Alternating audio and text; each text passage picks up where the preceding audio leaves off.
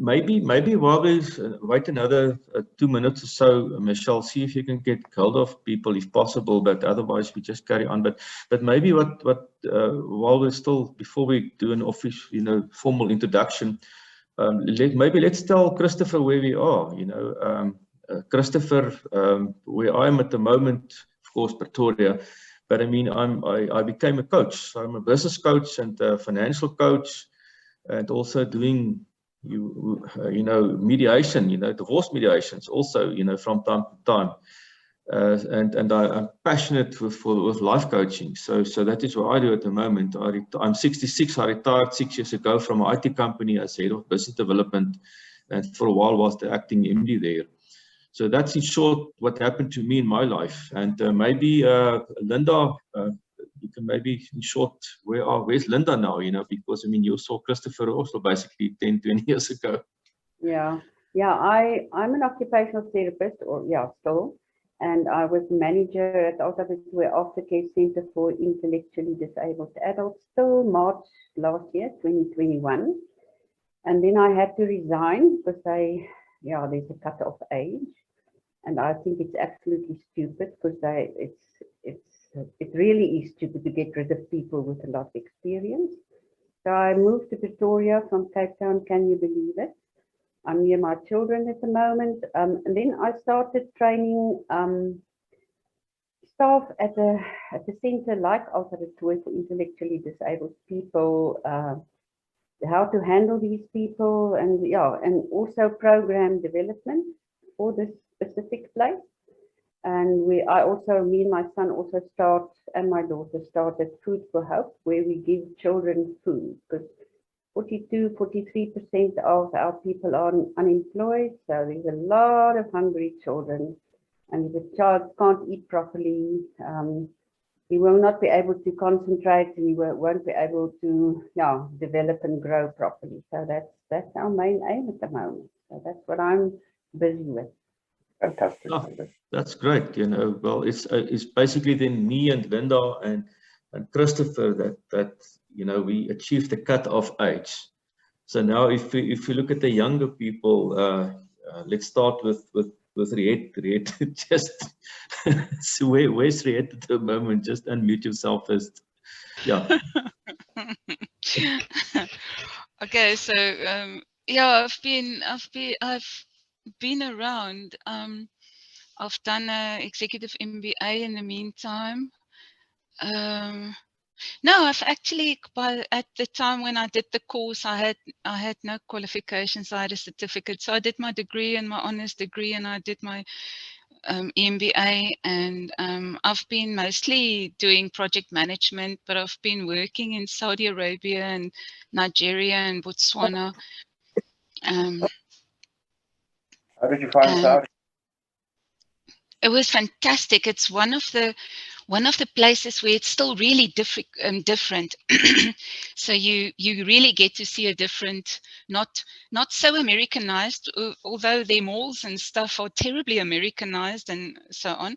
It's very large, very huge, everything they do. But if you just go into the rural areas, it's amazing. It's still, you still see life as it was 100 years ago or 60 years ago. So I found that fascinating. I found the people fascinating, and I found it fascinating to get to understand the religion as well. Yeah. And appreciate all the parallels with Christianity, and as just another organized religion, but as I got to appreciate it in itself. So at the moment I'm just doing project management and here and there doing a bit of art and stuff, and coaching when I get the time. How does it feel to feel young, Riet? Awesome. Great. It's lovely. It's also feel good to be older. Yeah, you're just as young as you feel. So it's just no. You're as young as the man you feel. I wanted to say that, yes. And Abby, yes, Abby, your turn. You know, she looks the youngest here, but you dangerous to say. But Abby, yes, you're muted, Abby. Just unmute yourself. This world of technology. You moet die groen knoppie druk. You must press the green button. Can't Or hear you. maybe Michelle Now? can. Hello. Yes. I might be the youngest, but I'm pretty sure I feel the oldest. Why? I turned 40 this year. Wow. And yeah, and it turned, well, my birthday went pretty good. But yeah, since I did the course, a lot has happened. I'm trying to think where I was then, what I was doing. Okay, yeah, so I basically changed careers from graphic designer to IT, as I experienced a lot of bad situations in the graphic design, and also the jobs are available. Jobs are not that many. Unfortunately, I've had a lot of shit since I did the course. Like, it just seems to be going downhill. But so I've been unemployed for like 8 years. Which is basically a life sentence in solitary confinement. So I've lost my mind a bit. But so I'm in IT. So I worked quite a few jobs in IT, but it's very tough for a female in IT. And what else? I started skydiving, which changed my life as well. I just ran out of money now to skydive. But I also broke myself a couple of times. So my body is like the body of a 90-year-old, and the spirit's still like young and enthusiastic. But yeah, we since the lockdown and all that, we're facing kind of, I still live at home with my parents, so I'm facing quite difficult financially, and just trying to find a job is a nightmare. And I'm looking at going overseas, but it's just, yeah, my brain's like on meltdown, you can say. Especially having much time to think it. So yeah, it's been, the last few years has been probably the hardest years of my life. But I'm hoping, I'm hoping from 40 onwards things start getting better. But well, man, life starts at 40, Abby. Life starts at 40. Yeah, man. I'm glad I'm not young. I hated being young, you know. And when you're old, at least you can, and people can't say, you know, you crap you out and stuff. So when you're old, you can just deny stuff and forget stuff and blame it on old age, right? Oh, great, man. Thanks. Yeah. No, thanks, Abby. To start like a new life, to start a whole new book. Yeah, maybe today is the day of starting a new life again. You know, if you think back of the Harlequin, for me that was like a start in life. You know. Yeah. No, but welcome. And just lastly, Michelle, I think maybe when you mentioned there about the job, I think you maybe struck a chord there with Michelle, because she also had her reality. Michelle, just in short, something about you, and then we can start. Yeah. Okay, morning guys. I'm Michelle. I'm in Centurion. I'm chatting to you from my office at my home. I do have an office home. I'm self-employed. My history, I didn't do Christopher's courses, but I did Turning Point and Joy Spring at another institution. It sounds like that's more or less the same. So Abby, with you, I have sympathy for you, because I started as a programmer and couldn't get a job because I was a woman, and had to settle for being an accountant, which I absolutely hate. So and I gave that up a few years ago, and started my own marketing company, and I'm loving it. I'm working myself to death, but I'm loving it. In the meantime, I do have a passion for philosophy and thinking and all of that. And I think that all of us here have seen a lot of trauma, and it's the actual trauma that makes us think and makes us explore how we can make it better here. So I got divorced 9 years ago.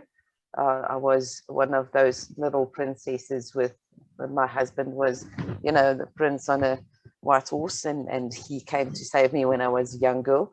So and I woke up after the divorce and actually realized I am a person on my own. I'm not an accessory. So, and yeah, it's been a very tough road, but still rewarding, and still loving it. Thank you. Thanks, Vinny. Christopher. Thank you, Michelle.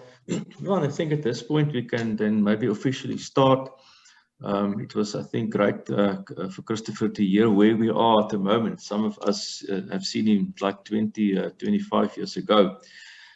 Christopher, you know, in a big sense, when you started the Harlequin Center, I would say, was 33 years ago in 1989, I think, when you started. Yeah. And I think part of that start was the story of your life, you know. And in a sense, we are all books. All of us are books. And you started to do your book, you know, by telling the world about your life. And because you also, on the courses that you did, told us your life story. And you presented basically your life story in this beautiful workshops that you did, Harlequin, Chalice, Vista. And, you know, that life story of you packaged changed a lot of people's lives, including myself. It's like a new start of life. Doesn't matter how old you are. And I've still got all your books, you know, all the notes of all those time back. And I can look fondly to it, you know. The music that you played for me was It's My Turn. And the flop, you know, the fundamental life operating principle was the big thing that you always say, you know, that's your flag. Mine was, I'm unimportant. Can you believe it? And then the role play that I had was the fox and the crow, so I can carry on. But one thing you said so specifically, and I want to read it here. The universe is only a mirror, and you will get nothing or little from it until you put it out there yourself. And that was quite a thing for me, you know, to realize at that time. So yeah, we are really privileged to have you here, Christopher. It was the purpose of today was a conversation that I and Linda had like 6 months or so ago. And we said, you know, wow, you also did Harlequin. And then she met Riet, and oh, Riet, you did also Harlequin. And then I worked with Michelle on my marketing and social media, and then I realized, but she also did something similar. And then it came about that I and Linda decided, you know, let's do something like this as a legacy thing for you, and also as a group to say thank you for all the lives that you've changed, and also thank you for our lives that you changed. So thank you, Christopher, and the floor is yours. Let's just have a discussion. You do it. You've got your time. Do it the way you want to. Over to you. Thank you, Rudy. And thank you, all of you. Please be very clear on one thing. I did not change your life. Not at all. Not in any way. I'm a powerful man, and I have powerful thoughts, but I can't change your life. The person who changed your life is you.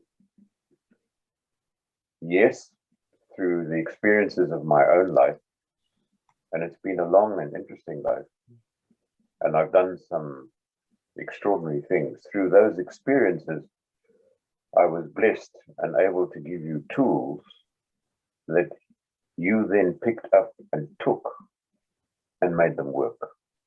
And it was you who changed your life, not me.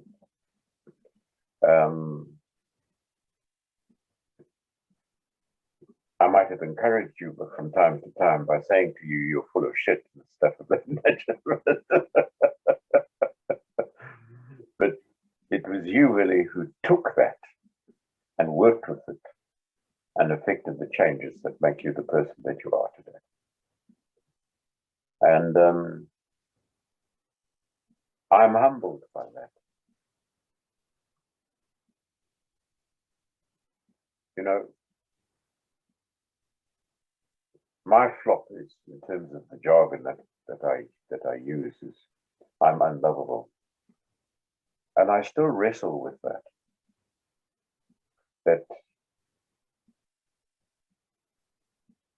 Because there are aspects of me that are not attractive. That I look back on, I behave in a certain way, and I look back on it and I think, now, why did you do that, you stupid old man? Because I've created myself a very interesting life. Perhaps one of the most stupid things that I ever did was to divorce my first wife. At the time, it seemed like a good idea. And it was in later years that we both realized how foolish we had both been. Got nothing to do with, by that time, I was married to Melanie, my current wife. It had nothing to do with loving her any the less or anything else of that nature, but I was very well aware that my first choice of wife was good and sound. And I was extraordinarily privileged to be invited by the 3 children that I had in that marriage to talk at my wife's funeral. She was English, which was a blessing for my children because they all now carry the British passport, which is better than the South African passport because of their lineage. And they invited me to deliver the eulogy at her funeral, which I did. And of course, I only had good things to say.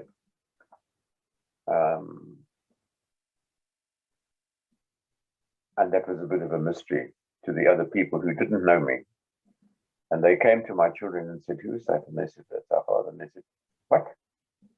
He's only got good things to say about his wife." And I meant them.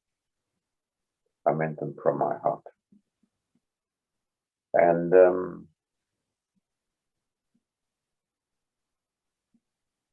I've had a very extraordinary life. Not successful in the conventional point of view. In other words, I haven't made money. So one thing that baffled me, and it still baffles me today, is my failure to understand money, to come to terms with the concept of money. Very peculiar. So, an odd thing. It may be that I'll have to come back again, yes, this master, and I've been here many times, to come back again to sort out that relationship and find out what it is. Because money is simply an energy. And it's an interesting thing to speculate on, that in Latin, the language of the Romans, the word for money is talent. And we are all blessed with certain talents.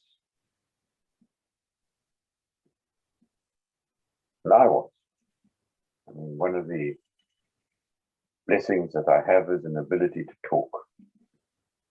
I have an ability with people that I can see things about people that are sometimes obscure and sometimes difficult to uncover. I'm really blessed in that way. But with the way in which we have set up money in this current civilization, I'm lost. I don't know what the hell is going on. I've never come to terms with that, never worked it out. My life changed. You talk about the change that was affected in your life when you did the workshops that I created on the basis of other workshops that I had been to. A lot of the stuff that I do is original to me, but a lot of it is not. Is there anything original in this world? I'm not sure. Because with my reading, one of my great losses is the loss of my library. I had a library of about 7,000 books, and I've lost it.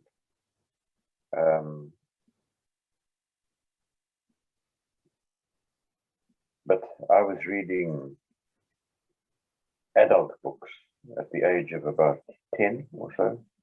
But the book that changed my life, I cannot remember its title, but it was written by, allegedly, by a lama called Lobsang Rampa. And I read it when I was 12 years of age. And it changed my life. I subsequently found out that he was a charlatan. He was about as much of a Tibetan Lama as I am. He was in fact born in the East End of London, but he adopted Buddhism as his religion, and he wrote this book and called himself a Lama. But the facts of what he wrote are not the important thing. He changed my life. And I like to think too that, are there things that I have taught that should not have been taught? Probably. Are there things that I have taught that could have been taught better? Probably. Almost certainly. But I acknowledge what you have just been praising me for, is I gave you tools which you then picked up and changed your life. And so did Mr. Lobsang Rampa. I read that book and I looked at the world around me, all 12 years of age of me, and I thought, this is not what I thought it was. Quite remarkable.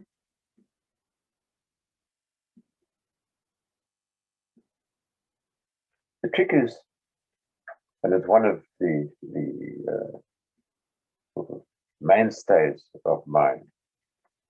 It's a very grand word. One of the mainstays of my teaching is that we must always, and that's a dangerous word too, always be willing to be wrong. Not be wrong necessarily, but be willing to be wrong.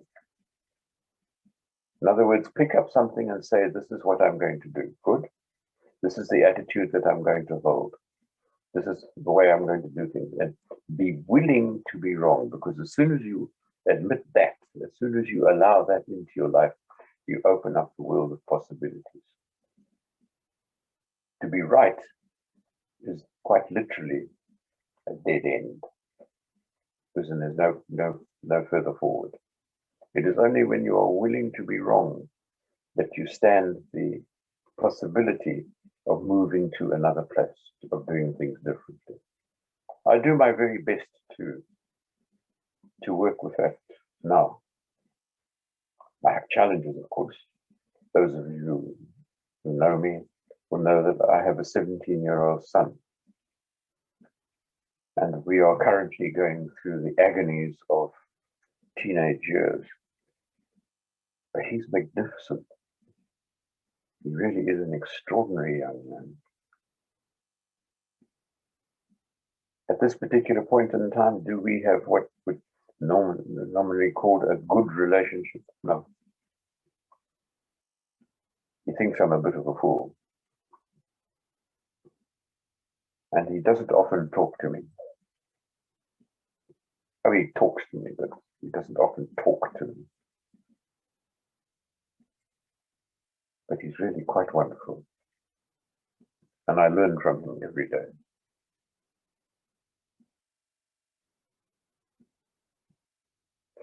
When Willie and Linda opened up this opportunity for me to sit and talk to you, I thought, well, what on earth am I going to do? How am I going to do it?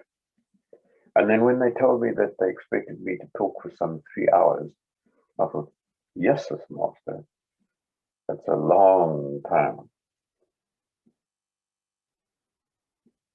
Quite frankly, whether I can talk for 3 hours, I don't know. I certainly have the material, but whether I can hold your attention for 3 hours is highly problematic. But there are things that I would like to say. And I would like you to interrupt. I would like you to question. In other words, turn it into more of a discussion.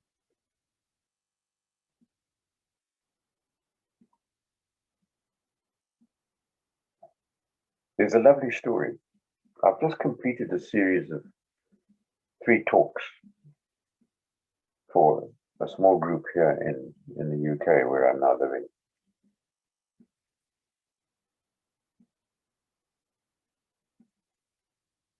It's called the Vision series. And the first talk was about logical intelligence. The second talk was about emotional intelligence. And the third talk, which I've just completed, is about spiritual intelligence. Those are arbitrary divisions. And perhaps we can get, they are taped. If you'd like the tapes, ask and I will send them to you. But it reminds me of a story that is not original to me. And Willie and Linda and perhaps Riet will remember some of my stories. My wife tells me that my stories, I'm repeating them too often, that I must invent new ones. And I said, don't be silly. I'm 84. How can I invent new stories? I only got old stories to tell. But this one is not my story. It's a story that I picked up from somewhere else, but I like it a great deal. And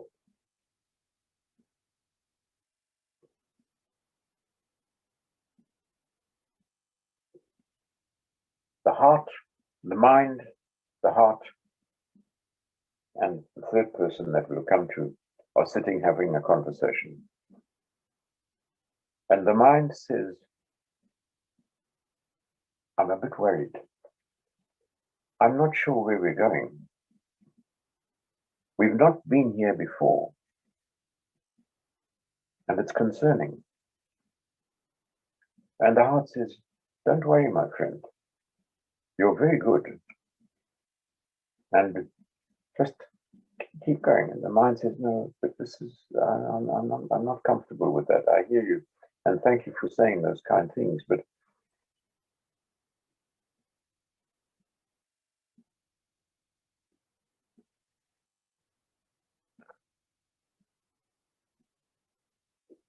I really don't think that you should worry too much. Just lead the way. And the mind says, yes, I hear you. And then off to the one side, the soul interjects and says, hey, you two, if you'll just shut up for a moment and listen, I'll give you a roadmap. And I think that that's where we must be. We must start to listen to the spiritual intelligence, the soul. And that's got nothing to do with religion, nothing wrong with religion per se, but we're not talking about religion here. But what we need to do is listen to the soul, to who you are, to listen to your humanity, because that's got the roadmap. ongoing mystery. Why are we here? Why are we here in this body? And we go through this remarkable process of birth. And there's one thing that I'm very clear on. You are not your body. Your body is simply a tool that you use while you're here. Because this is a physical world. Why is it created the way that it is? I don't know. One of the great mysteries. I presume that whoever created it had a purpose. Maybe he liked the videos of first dinosaurs running around the place and then Neanderthal man running around the place, and just more recently kudu and wildebeest and rhinos running around. I don't know. And certainly where I'm living at the moment, it's very civilized, too civilized for an African. But it's very pretty. I'm looking at, from my study window upstairs in the house where we're living at the moment, I'm looking out on a forest of ash trees. That's sadly, and perhaps this is indicative of something, they've got a disease and they're slowly dying. And the part of England that I live in Devon, is very pretty. It's marked by these hedges, these remarkable hedges. Very few fences. There are fences, but very few. The animals are separated from one part to another by these hedges, these thick hedges. I'm looking at the one that goes down one side of my driveway, for example. It must be 2 meters high and 1.5 meters thick. And it's a whole lot of different plants that make an absolutely impenetrable barrier. And it's very beautiful.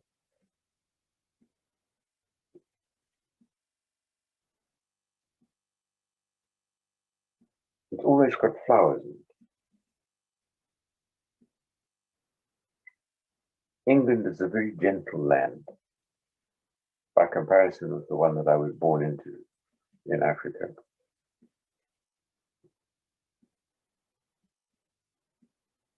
The biodiversity is sad. As humans, we have virtually and almost effectively destroyed the biodiversity in England as we have bent the countryside to our will.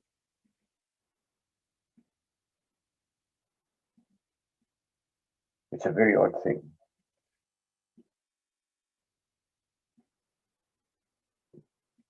That our physical form, the body that we have, that we need so that we can live in this physical world,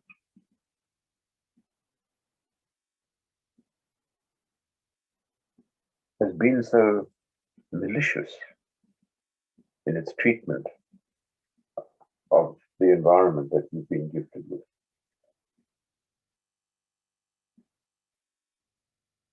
I don't understand it.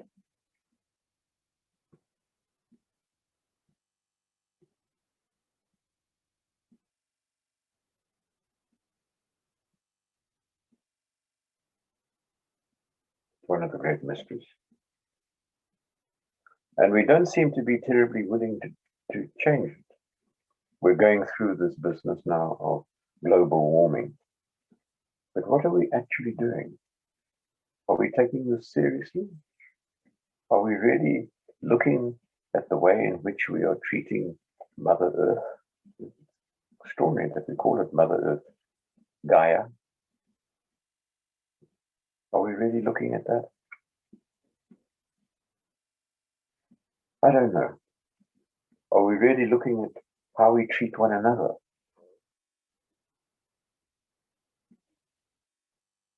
Are we really showing caring? I love your story, and I think it's deeply touching. But how much of that is actually taking place in the planet at this point in time? Michelle, you want to say something? Yes, of course. So sorry, yes. You've sort of brushed over you are not, not your body. And when you spoke about nature and the world and global warming and so on, I do feel that there's a connection as well because we're all connected. Could you elaborate on why you're saying we are not our bodies? What are we then? Which parts of us are in control? Is it, you know, you've got the soul and your mind and the body and so on. Which part do you listen to, and how will you know that, for instance, we've grown to or learned coping mechanisms to keep us alive, let's say for the last 40 years or whatever. And if I listen to my gut, which I think, you know, is your intuition or your soul or whatever, how do I know it's my gut, and how do I know it's not just a coping mechanism that served me for a while, but it's not going to serve me anymore? Could you elaborate?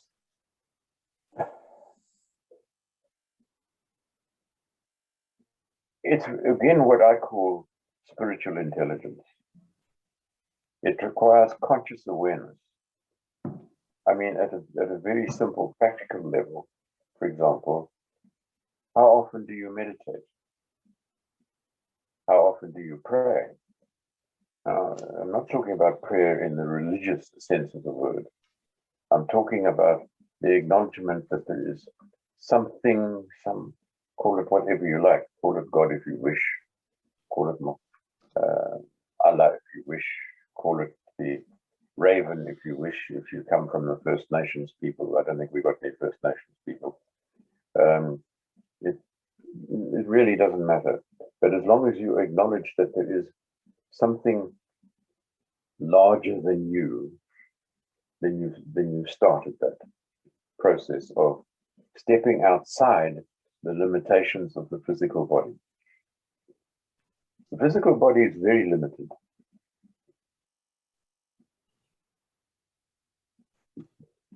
Thinking does not originate in the brain. The brain is not capable of original thought. The thought comes from somewhere else. Where? I don't know. The language that I use is, I say, it comes from the soul, whatever that might be. I don't know what it is. But I am not my body. I'm not my heart. I'm not my mind. I'm something bigger than that. I mean, if you go to the Christian Bible, and I use the Christian Bible a lot. I've probably got one lying around here somewhere.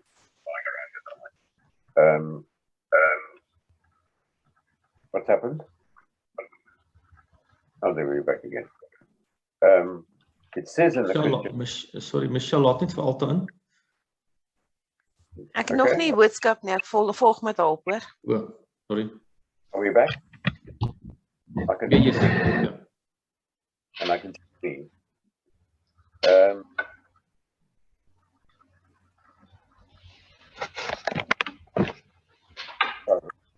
I'm serious. Yes. We are very mysterious. I think the body is useful, and we need to look after it, and we need to take care of it. It needs feeding, it needs caring, and it has needs that must be looked after, that must be taken care of.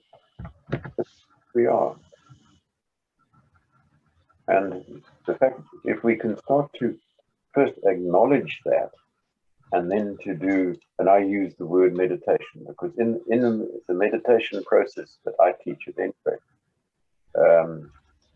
nothing wrong with other meditation processes, except that they're altogether appropriate for us Westerners. The meditation process that I have developed over the years is particularly geared to the Western mind, if you want it.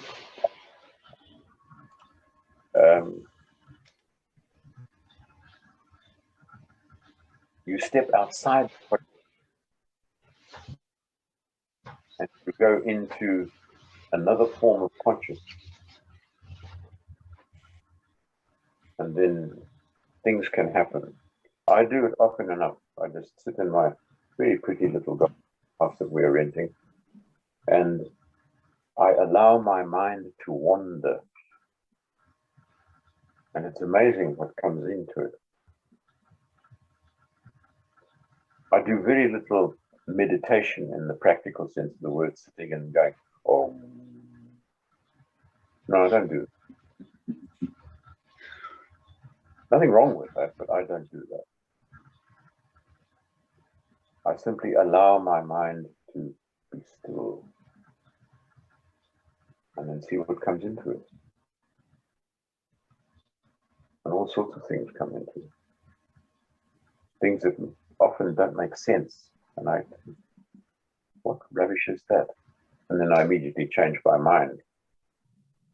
So those are not things you choose to come into your thoughts. You don't like daydream and think up silly stuff.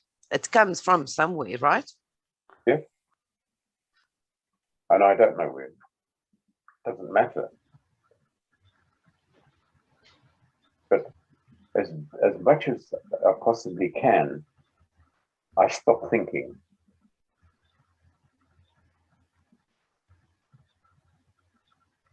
And that's what I call spiritual intelligence.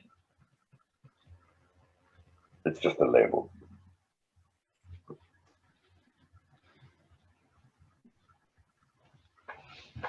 It's something that I'm not succeeding at a particular point in time, but hopefully he will eventually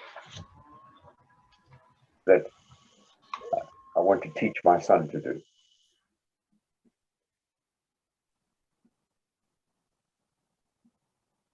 Does that mean that the logical intelligence is unimportant, the first level? Not at all. We live in a world that is built on logic. You do this, there's a result. You do that, there's another result. You think this, and this is a logic process of logic. Like magic is a logical process. And we are the master magicians. And it's very important that we are in touch with that. But it's not going to really get us anywhere. And emotional intelligence, very important, because we are energy in motion. And we need to listen to our heart.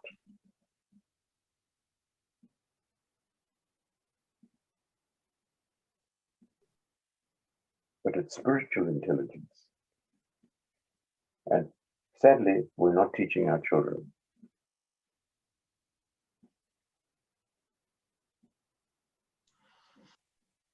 We don't. Christopher, I also have a question. Have you finished answer, Michelle? Sort of, yeah. Just a question that I just want to, at this point, also say hello to Alta that joined us. Alta, can you hear us? I know you've got load shedding there in the beautiful Nelspruit area. Do you have load shedding? Do you have load shedding? But we can't hear you, Alta. We can't hear Alta. Please. Oh, but anyway, at least it seems to me she can hear us, so it's fine. But the question I want to ask, and maybe then we can take a quick 5-minute or 8-minute tea break. What I want to ask is if we listen to you in terms of as you rightly said, spiritual intelligence, emotional intelligence, and all these voices in our head, and I always say life is doing. So yes, we know things, but we must do things, and then hopefully we create better habits. For example, meditation, which I think it's an important element that helped me also personally. So the moment I can get my brain calm, by, in a way, not thinking, but it's not always that easy. Then it's easier for me to see more, you know, reality for it is. Yes. And one thing that was for me very important also, that whole thing about maybe I'm wrong, you know, maybe I'm wrong, you know, and just not keep justifying things, but just try to see things really for what they are. But my question is basically, if we even know these things, all of us here as well, and a lot of people, we know these things as well. And then it's as if we grasp it and we do it and we change. And then after 4 or 5 months, we were back to where we were in a way. You know, it's what you mentioned many years ago, when we got white baboons, you know, the paint sort of comes off again, I suppose, the white. But why do you think we can't get it constantly right? Maybe we're not meant to. I don't know the answer to that question. It's something that I wrestle with. And occasionally I have conversations with my concept of God, and the conversations can sometimes get very fierce because I can get quite pissed off with him, and I have been known to tell him to F off and get the hell out of my life just for the time being, get on with what matters. I'm quite certain that he has a quiet chuckle to himself and thinks, arrogant little shit, you know. So, but nonetheless, I have these conversations. I don't know the answer. For me, I've developed a smart-ass phrase: there is no answer to love. There's only process. There's only process. Quite why we are here is a mystery. There's something that came across my desk a little while ago. I've got papers lying around all over here. This is not my writing.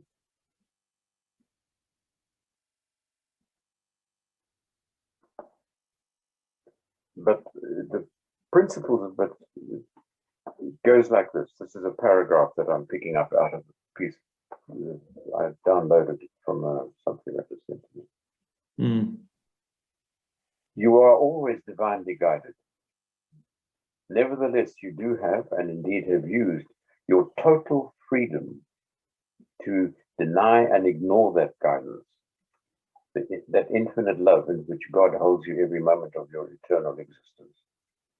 It unceasingly envelops you in his divine embrace.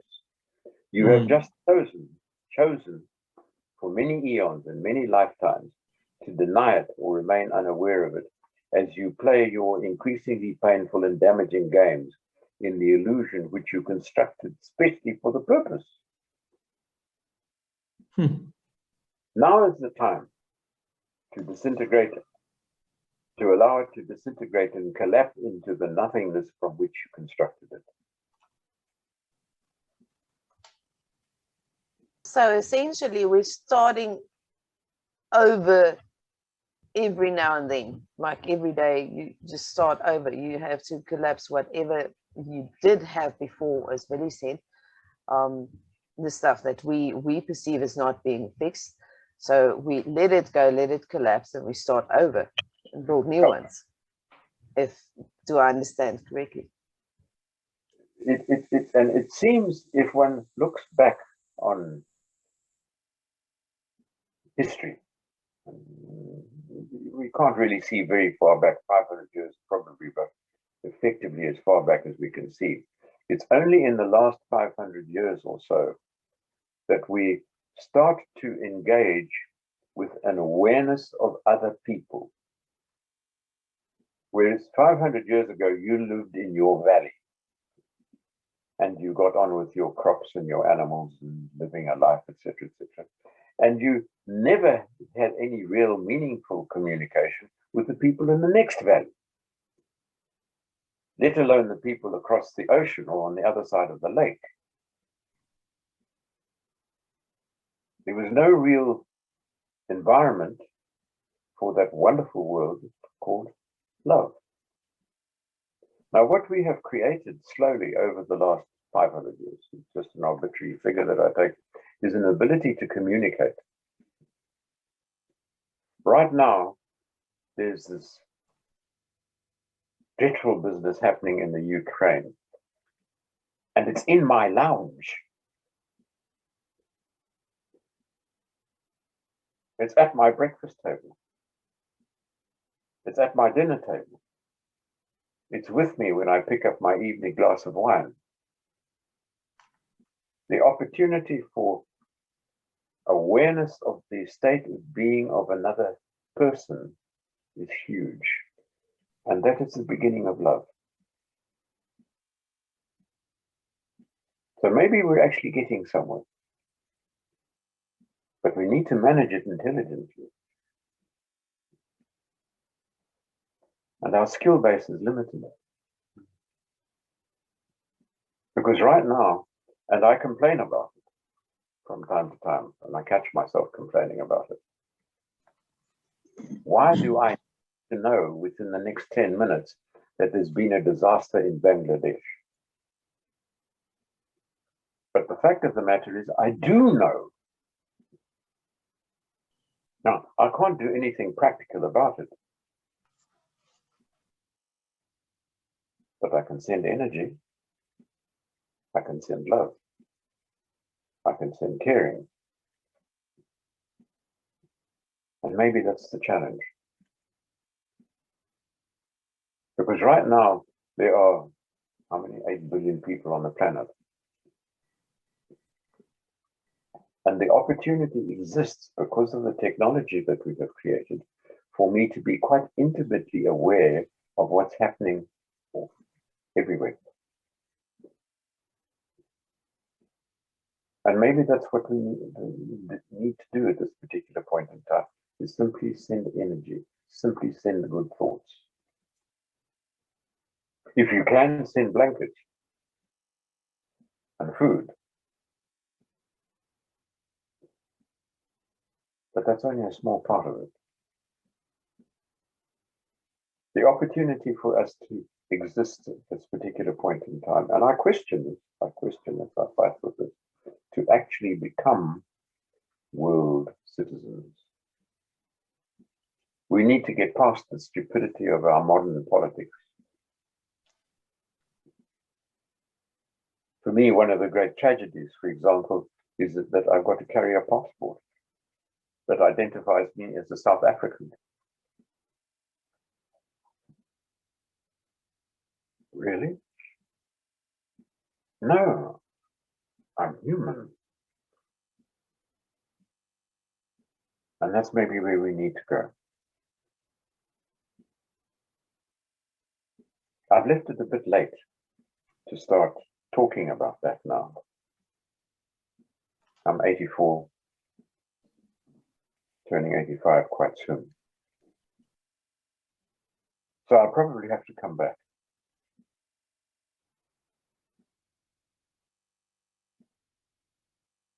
And yes, if one can do something at a practical level, if you've created your life in that particular way, send blankets, send bread, send chocolate, especially chocolate. Christopher, just one thing to add to what you're saying in, let's say, the strange world we live in. And maybe also because of social media and so on, is that, you know, there's facts in life. You see life in a certain way, and you put a perception on it, and you create a belief around what you perceive. You're not necessarily factually perfectly correct, but you develop a belief on what you perceive. But what's also happening now, stronger, is the fact that it's the other way around. That you have a very strong belief system of something, but now you arrange the facts inside that. So you package the facts according to belief, not the other way around. Yeah, and so what's the very first thing that you've got to do? Well, you have to look at your belief system. You've got to be willing to be wrong. You have to say, maybe I'm wrong.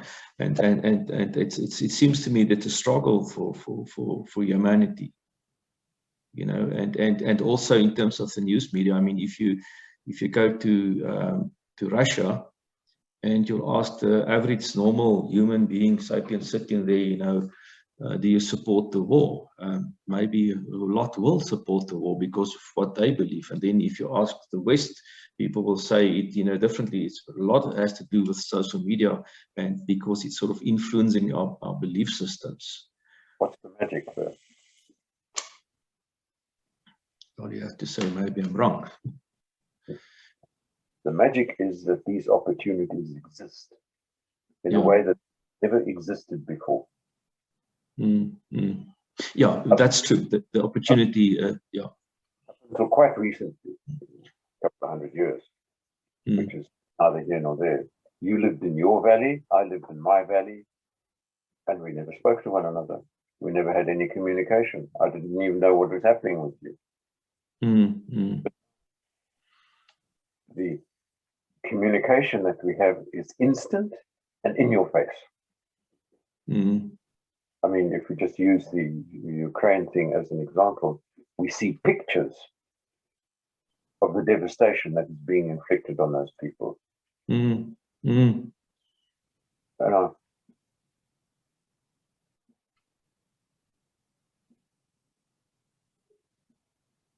This is fantastic because it opens up a whole world of opportunity.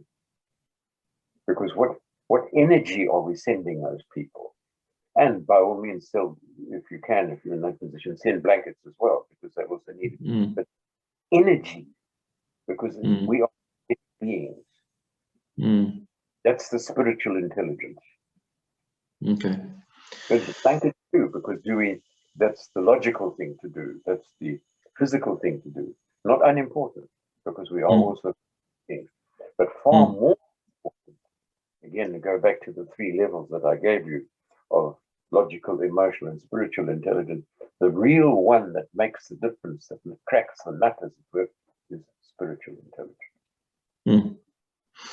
Christopher, thank you. I think at this point, let's take a 10-minute break, 1:15. But before we break, let's see. I know Alta can hear us. Let's see if she can. Can you give another try, Alta? Just say unmute and say something. Maybe we can hear her this time. Hi, yes. I can. Sorry about that. Can Alta quickly do her introduction as well? Yes. Yeah, I was going to say that. Thank you, Michelle.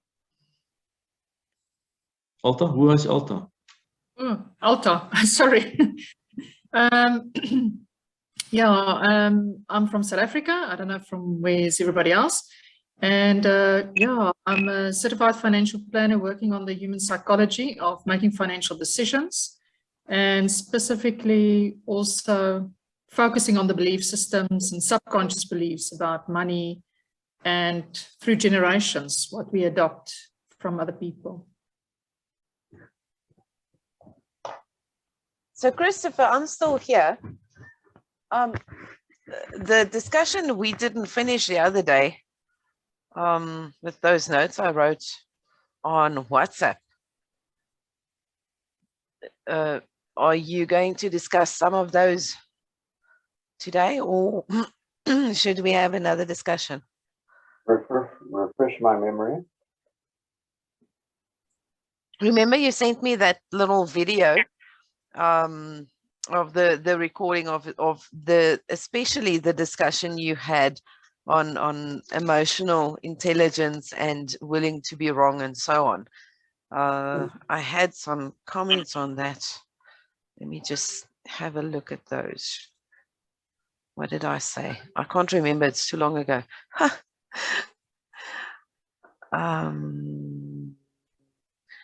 So I would also like to understand how you connected willing to be wrong with love. That was one of my questions. Then, as I understand it, there's a whole bunch of stuff. That's a good question, that one.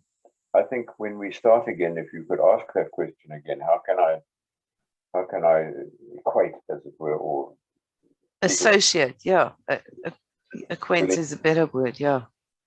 Okay. Yeah. Yeah, that's a good question. Okay.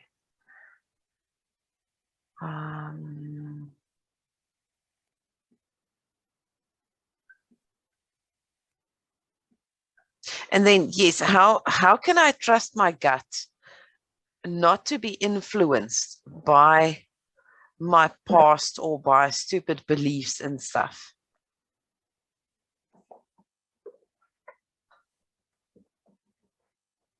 That's another one. I'm going to write these down. Okay.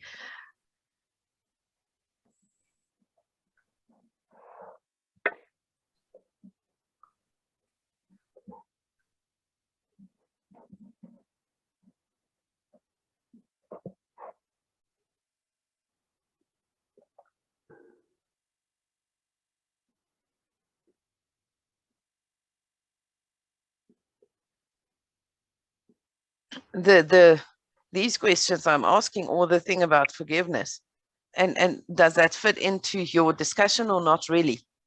Yes, of course it is. Material. Okay, let me add this to my notes then. Forgiveness. Michelle, forgiveness is such a delicious topic. Yes, for me it's still a mystery. It's we all have our ideas about these things, so it would be nice to hear from other perspectives. In my mind, there's no use in just saying I'm forgiving someone. There's no point in that, because the whole populist thing about you know, if you forgive someone, you set yourself free, and this and that and so on. As long as you don't carry those burdens with you, I don't think the forgiveness in the sense of the word that the popular messages are saying is really accurate or true if you think of from the deeper understanding and practicing of forgiveness, if I've got it right. In my mind, I might say I forgive someone, but that's not to sort of set them free to go do what they do.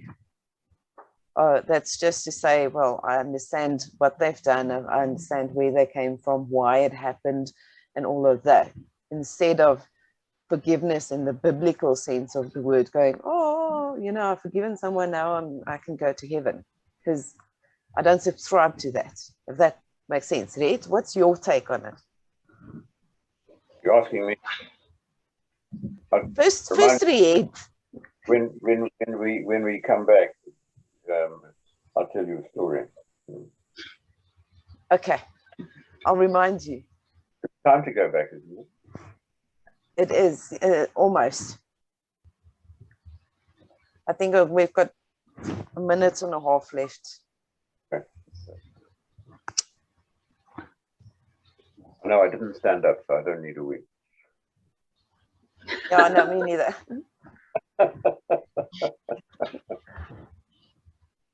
So you shouldn't be drinking coffee, Christopher. No, I'm not. I've got a glass of water, which I just sip to lubricate my throat, but I'm not drinking tea, I'm not drinking coffee. Oh, well done, good. Thank you. I hope you're all back. It is quite cold here in Pretoria, so ek het my gown aangetrek. Ek voel baie tuis.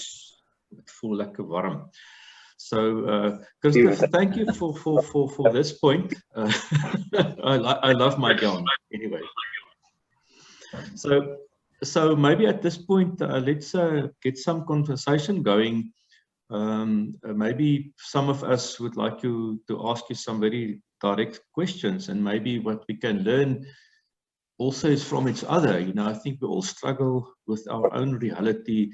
If I looked at the faces around the table, and I can see, I just happen to know everybody. I'm only starting to know Abby now, but I mean, I know Riet, and I know Linda, and I know Alta, and I know them well enough that they can see on their faces when they want to ask or say something.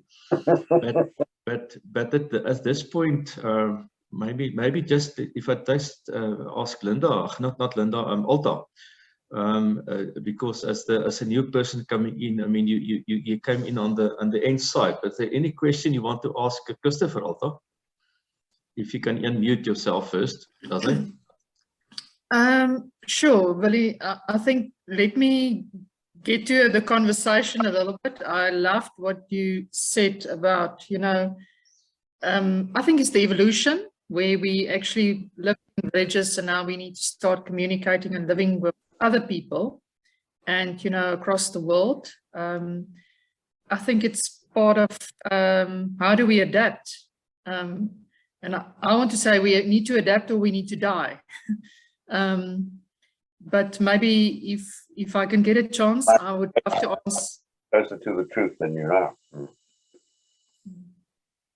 Yeah, and how do we adapt? That is the question, and maybe raising our own conscious levels and understanding belief systems and perceptions. I don't know what's your point on how do we need to adapt? That's exactly what we have to do. That's why, in a very real sense, conversations like this are vitally important, not because they're right or not because or anything else of that nature, but simply because that's exactly what they do. I like to think that all of us will go away from this session with thinking, hey, I never thought of that. I never thought of it that way. I never saw it that way. And then that will give us something to I sum it up with that phrase of mine. And for me, it's the secret of life, if there is such a thing, a willingness to be wrong. Not that you are wrong, but a willingness to be wrong. And that, to me, is what it's all about. Unfortunately, as I said a little bit earlier, I think by then you were in a conversation. Rightness is dead end.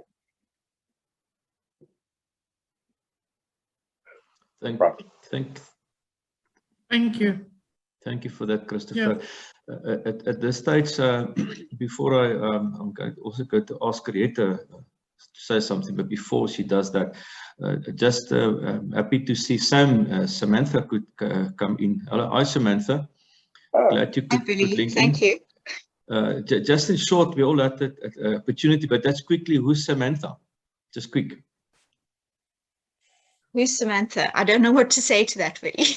Where you are in the UK, South Africa? Okay. I live in Cardiff in Wales. Okay. Yeah. And I moved here 4 years ago. And what's the time there at the moment? 9:20 in the morning. Okay, it's just an hour before us. It's 2 hours or 1 hour. I'm not sure. It's now 10:20, yeah. And, 1 hour. Okay. And what are you doing at the moment, Sam? Work-wise or family life? I have 2 grown-up children who live with me. They moved over here with me. I work for an accounting practice. I'm training as an accountant, basically. I'm an accounts assistant. Okay. Been doing that since I moved over here. I've been studying accounting. Okay. And when did you do Christopher's course? Many years ago? Many years ago. About 30 years ago. 1992, I think. Early 90s. Okay. Yeah, also more than I did it. Okay, but welcome. I just want to quickly just bring you into we are in, but we are recording this session, so basically you can afterwards listen to the first part. But welcome. At this stage, before we carry on, I just want to. Is there any other people? Riet, you also did the Harlequin course many years ago. At this stage, any burning question you want to ask Christopher? Sorry, are you talking to me, Billy? No, I'm talking now to Riet. Okay. Of course, I've got 20 questions. But we've had an interesting question while you were away, Billy. Okay. Repeat. So maybe Michelle. Okay. No, maybe Michelle wants to set her question, and we can start from there. I've got lots. Yeah. So I want to have a turn to speak again. Yes, and then Linda, of course, as well. Good. Okay. So if you don't mind, Christopher, we can get to the other questions later. The one that Riet responded to was the question I had about forgiveness. I do have some conflicting thoughts about that, because the biblical sense of forgiveness, I don't really agree with how it's being presented and so on, and whether that is really necessary for, you know, the public's perception of forgiveness is when you forgive someone, you set yourself free. And in my mind, a lot of that sort of seems false, because we want to forgive, but we really don't. I do understand it as if you understand where that person was when they wronged you, or where they came from, what the misunderstanding was, and so on. That in itself is a sort of forgiveness, because you understand why they did what they did, right? So just saying, I forgive this person and now I'm going to heaven, or now I'm going to be free, that seems stupid for me. Can you tell us something about that? Let me tell you a little story. This is what an original story to me is. Picture what you first have to accept is that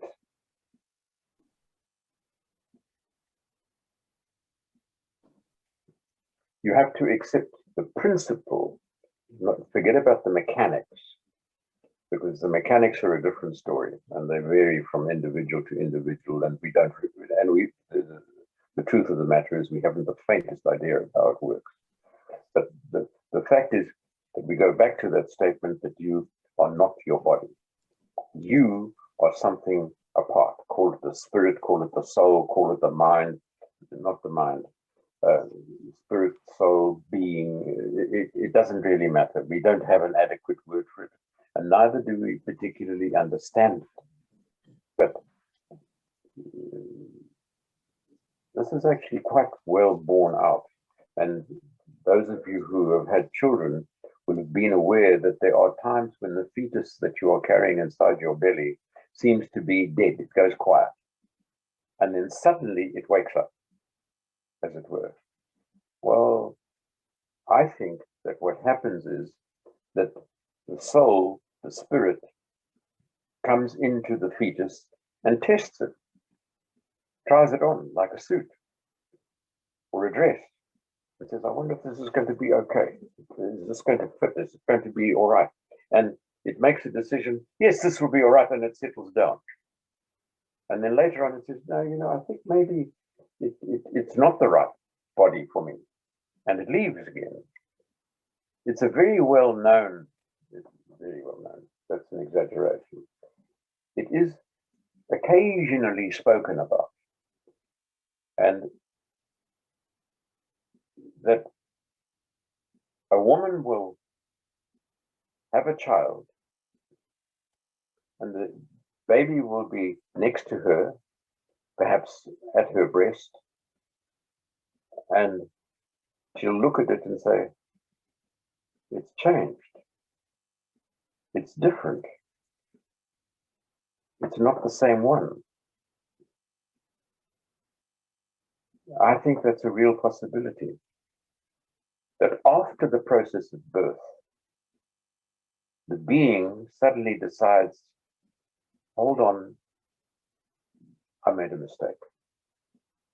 I should not be in this body. And it leaves.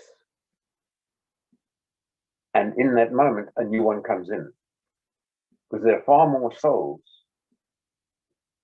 than bodies. Lots more. There's a queue to incarnate. Because this is a precious place that we come down to into the physical world. Whether it be on this planet or other planets, but we can restrict the conversation to this planet. I'm going to tell you a story. First, you must accept that there is the soul, the being, separate from the body. So you must accept the principle of reincarnation. Forget about the mechanics of how it works. That's another story. If I don't get back to that, just remind me. So there is this being sitting somewhere, heaven if you like, call it that, doesn't really matter. Sitting on a grassy knoll, and there's lots of other beings there, sort of just passing the time, listening to these damned angels going Hosanna to the highest again and again and again and again. Must get very boring. And this particular one wakes up and says, this is boring. I've been here for a long time. I think it's time I went down there. So we make our way open.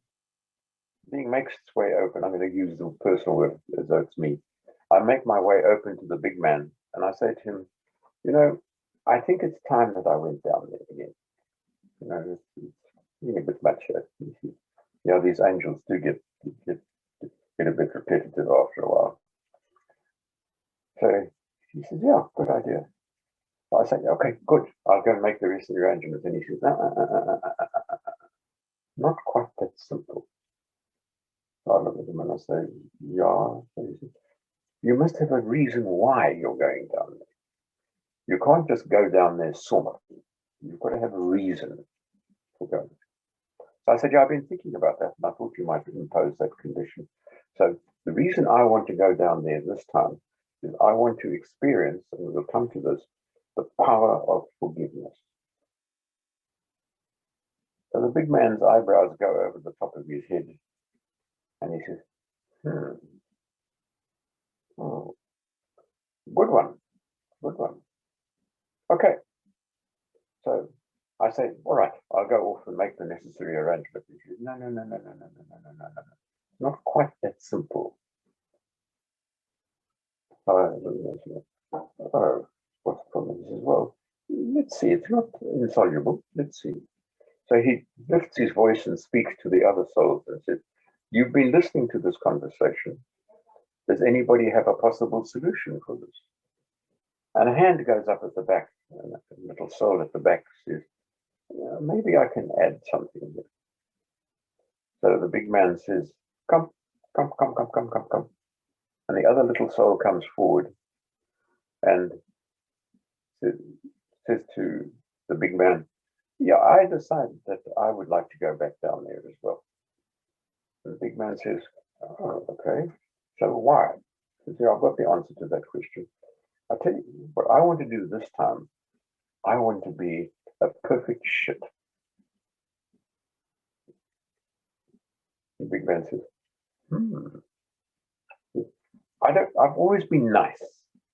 I've always done the right thing. This time I want to go down there and cause chaos in one way or another.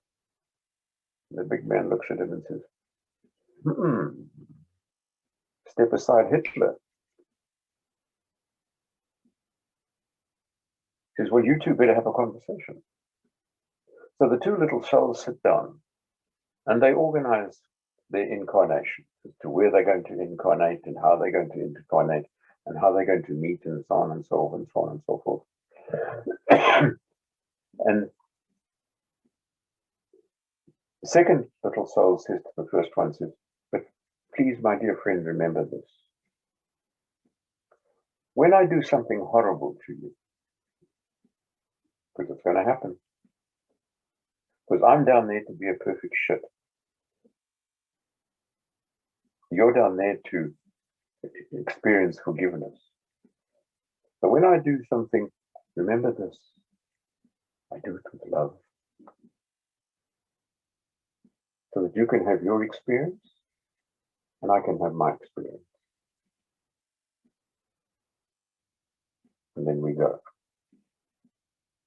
The mechanics of incarnation are quite neatly discussed, and I like the model by Plato in chapter 9 or 10 of the Republic as to how reincarnation actually works. It's an interesting thing. And we'll talk more about the forgiveness thing. But remember this, that nobody is here without there being a reason for their being here. Because it all adds up to the experience of moving forward to where we are today,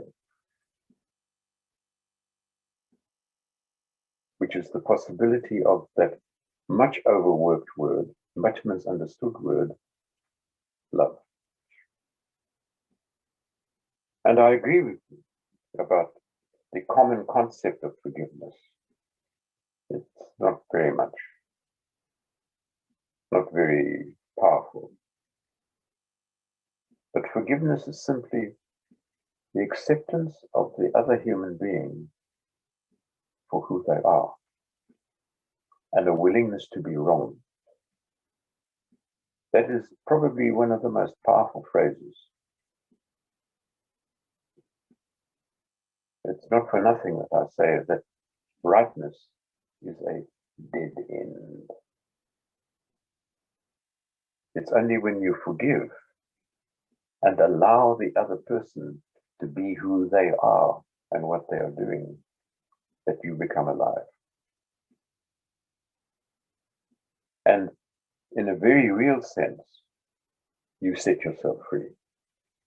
Because as soon as I refuse to forgive you for what you've done, I carry it. I pick up that burden. As soon as I forgive you and say, well, that was part of your destiny.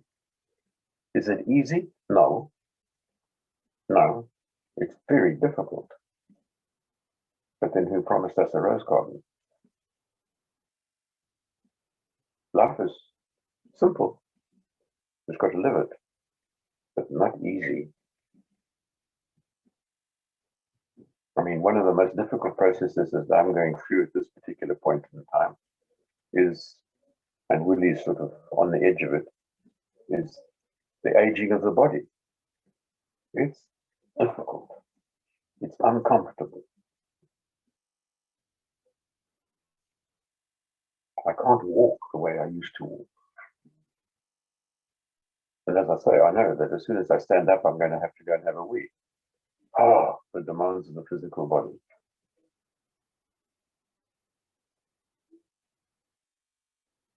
Life is not a comfortable process. And physicality is not a comfortable process. Things start off as a seed, they get bigger, and they die. The body dies, not me. Not me. So forgiveness is, to me,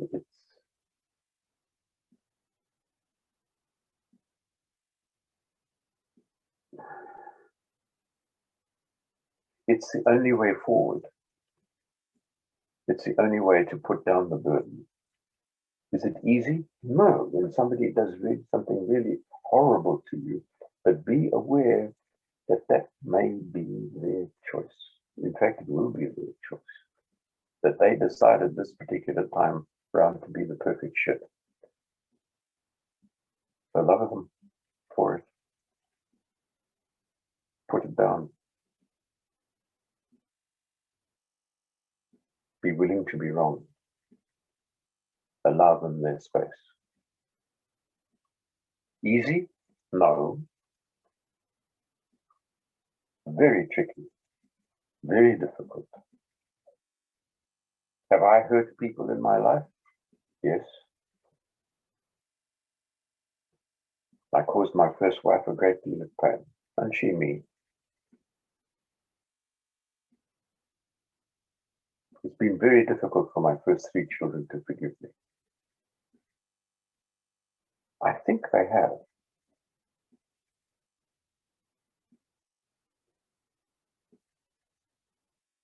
I think they have. Do I irritate the hell out of my current wife? And she's a magnificent woman. Yes, I do. Does she forgive me? Sometimes with difficulty. But she does. Does she irritate the hell out of me from time to time? Do I forgive her? I have to sometimes work very hard at it. Why? Because I'm human. Process. Part of my development.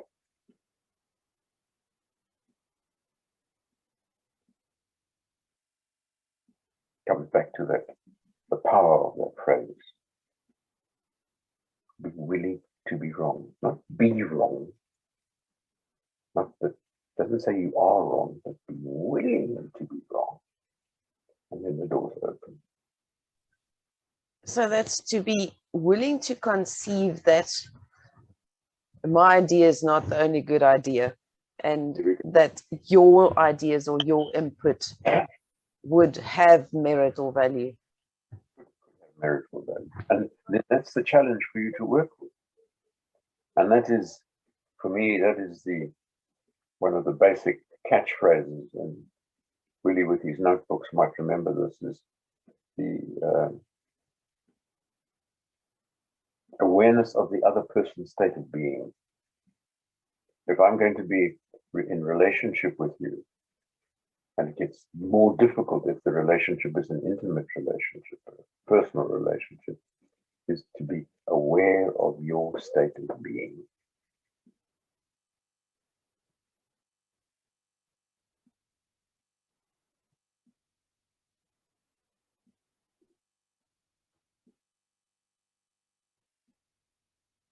And that way, just because I'm aware of your state of being, that's love. Because now I can allow you to be who you are. It doesn't mean that I'm going to climb into bed with you or want to always be in your space.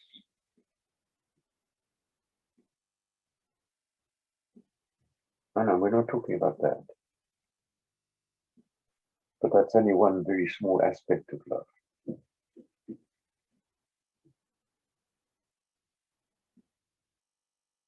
That's the comforting love. Nothing wrong with it.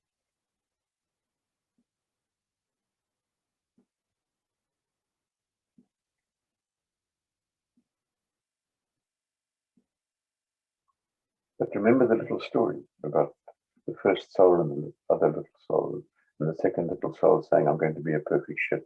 And you're saying, I'm going to experience forgiveness.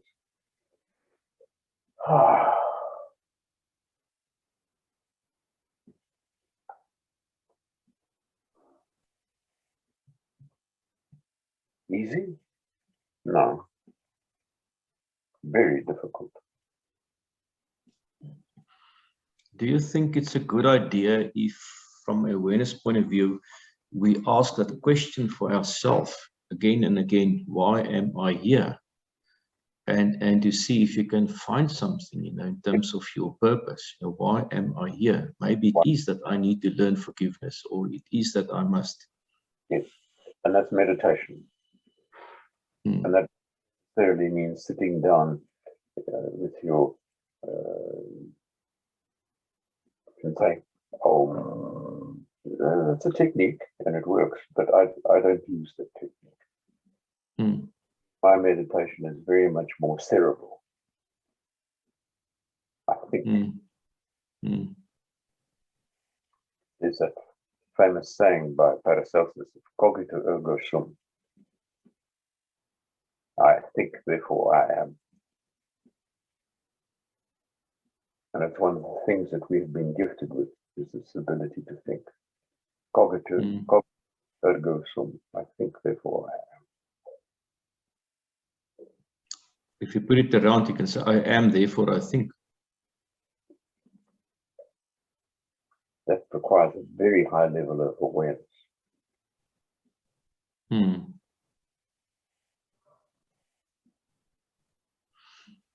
Yeah, I'm so very Vinny, yeah.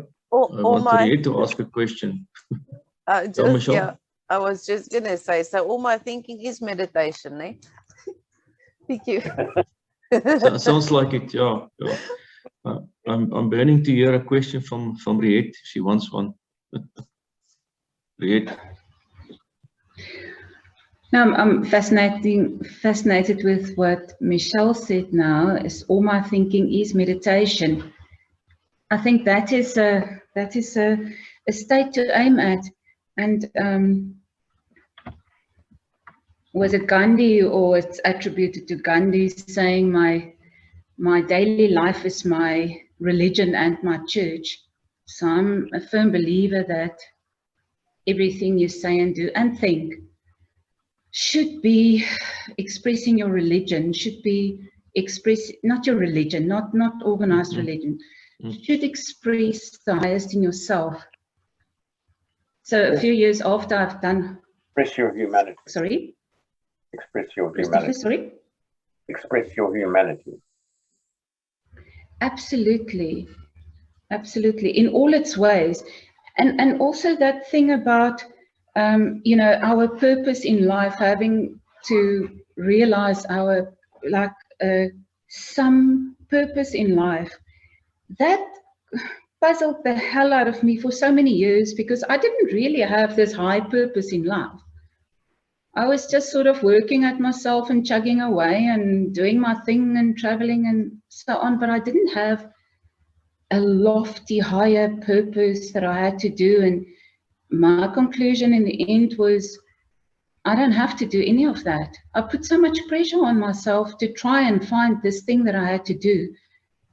So in the end, I decided that I like working at myself. I like being true to the highest in myself that is known to me right now in this moment.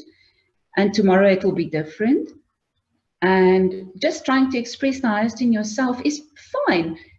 If you work at yourself, you make the world a better place automatically, just by expressing your own energy.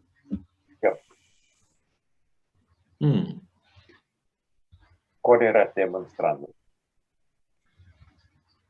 Say again, sorry, I'm not hearing properly. Quod erat demonstrandum. Oh, little wonder I didn't understand you. So translate that. I'm showing off again. Thus it is shown, or thus it is demonstrated. Quod erat demonstrandum. Thus it is shown. Thus. Quod erat demonstrandum. Pliny the Elder, right? Oh, cool. Okay. Can I have another one? Can I have another one? Another one. I want to ask another question, no, another remark, and I want you to talk about that, please. So I'm not my body. I'm very happy with that. And recently, something else that I've been coming to believe is I'm not my personality. Yes. I'm not my body and I'm not my personality. And that for me, that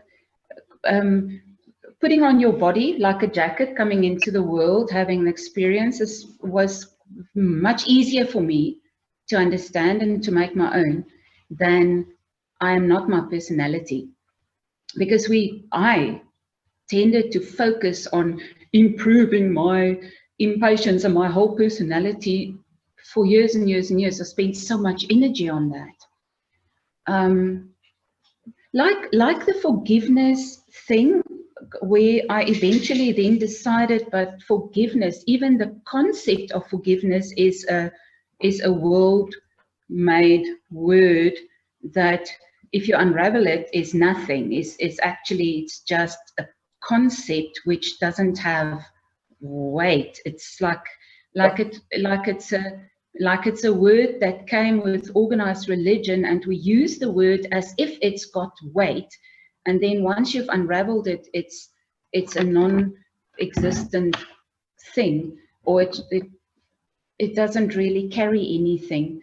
In the same way, to say I am not my personality, it's also just a jacket I put on.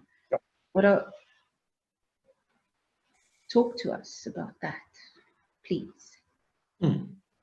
There's not much to say apart from what you have already said. It is just something that you adapt, something that you put on, and it's part of, a lot of it is influenced by the parents that you chose and by the life that they gave you, because that also all things have a bearing on the development of the personality. But it is something that you're not born with it. I am not my body. I am not my personality. So So my but does personality that- is purely something that I'm putting on in order to have this experience. Yeah. Yeah. But now how do I go forward knowing that if I don't want to sort of put that on, I can sort of be anything else. Hello. So enjoy it.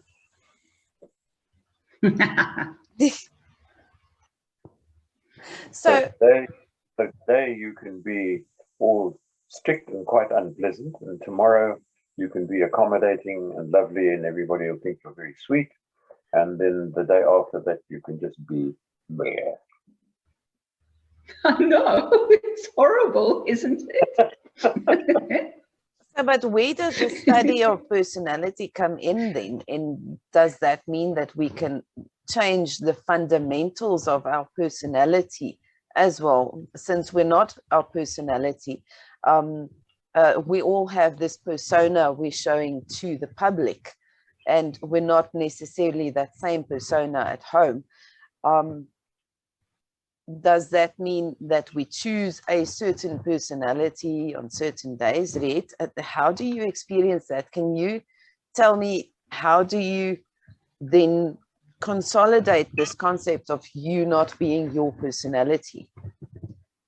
Do you have 10 And that's what I'm personalities saying. that you I have put been, up all the time, or how does it work?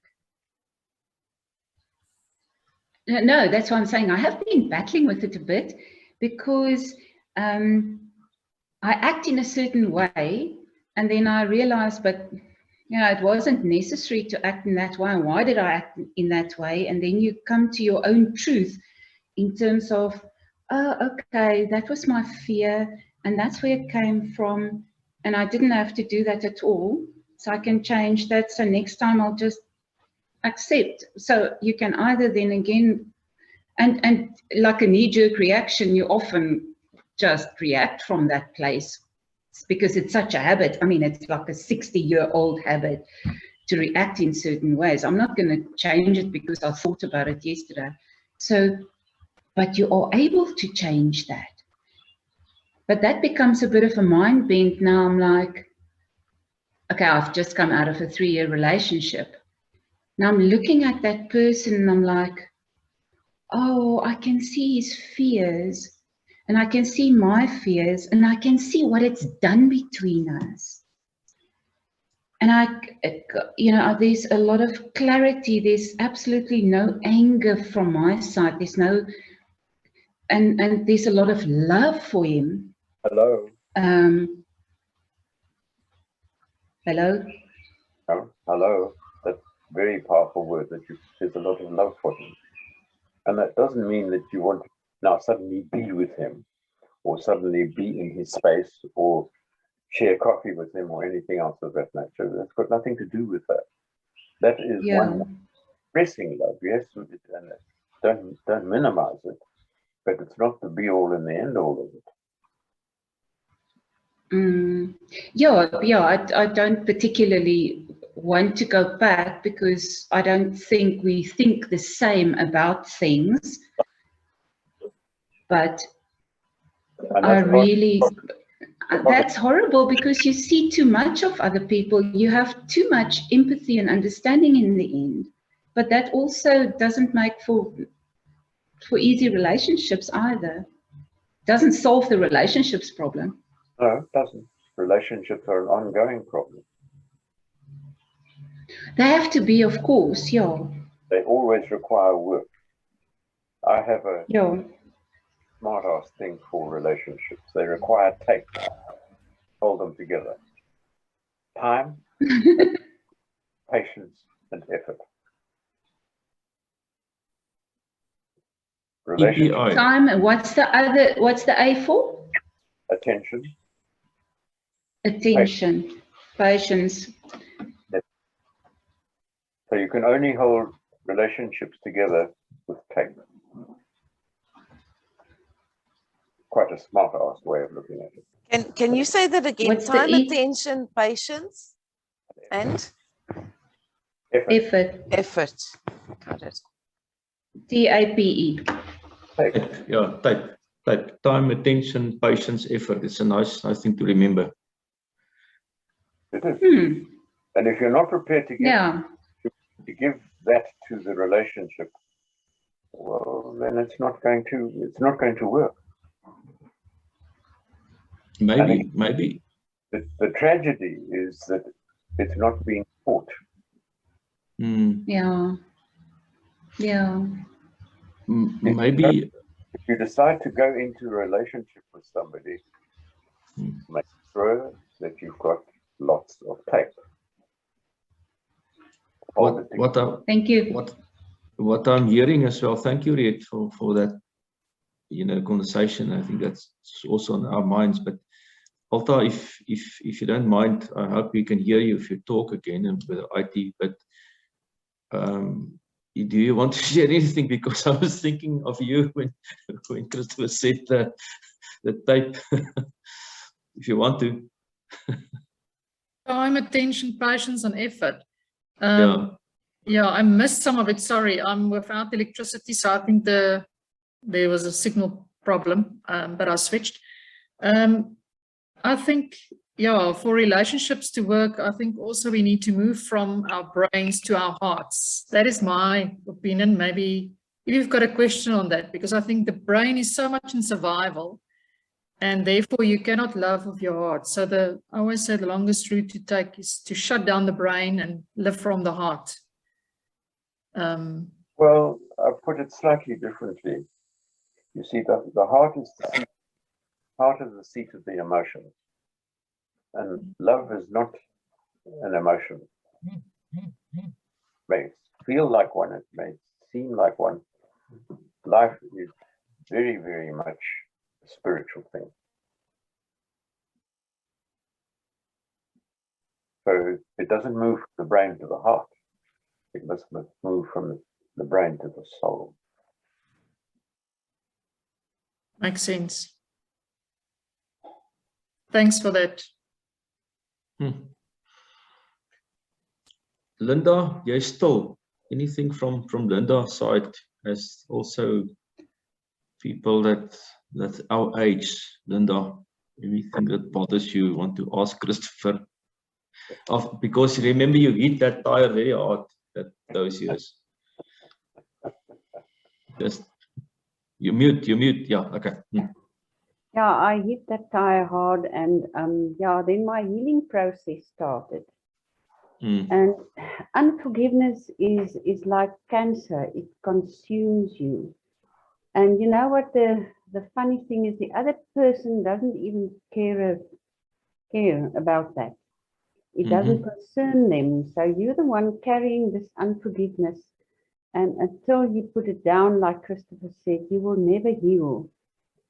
So I think it's difficult, like Christopher said, but you will not heal if you put it down and then just let it go. That's my take on this, because it consumed me for years and years. And when I let it go, it's not my problem anymore. It's now the other person's problem.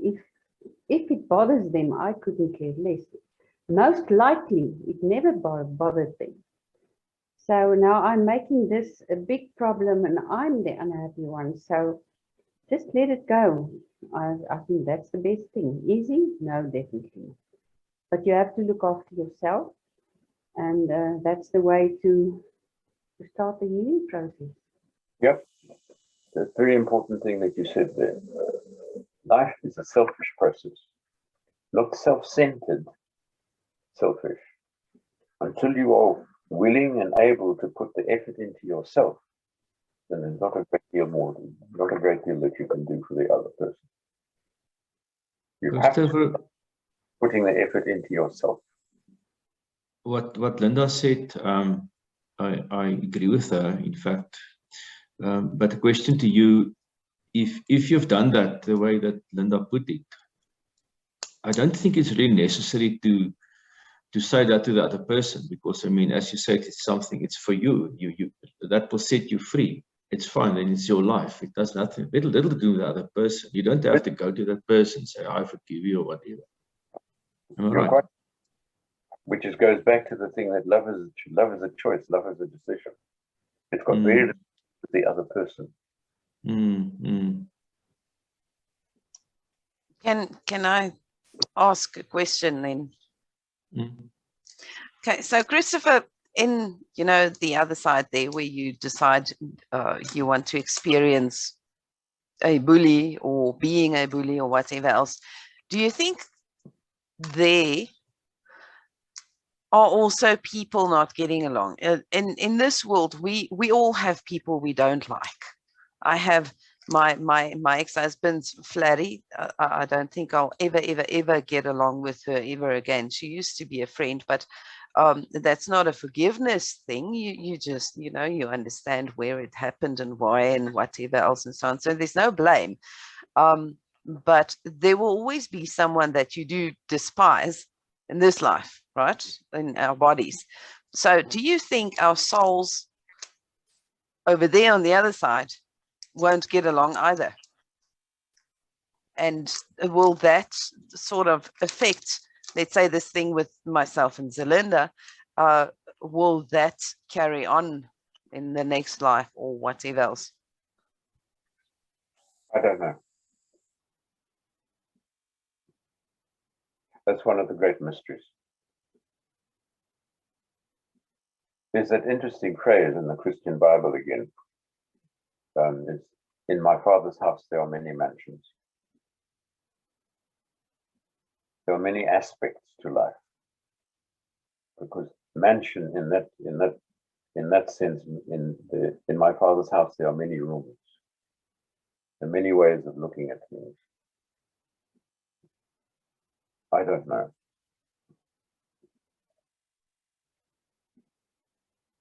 The whole mythology surrounding what we have created in the concept of God is very useful. Is it correct? I don't know. But there's some power there, some overwhelming, overweening power, personality, God, whatever that might mean for you. That sort of MD, sort of running the show, as it were. Is that true? I don't know.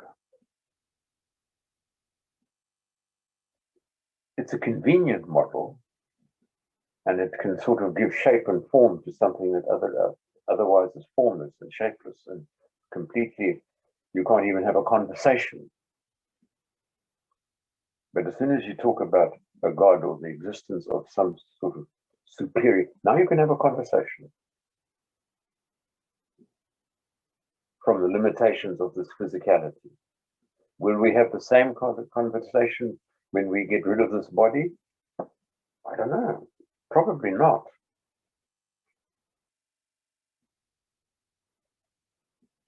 But I don't know. And, the word understand is a very interesting word. And it's a word that we really need to be very careful of. Understand.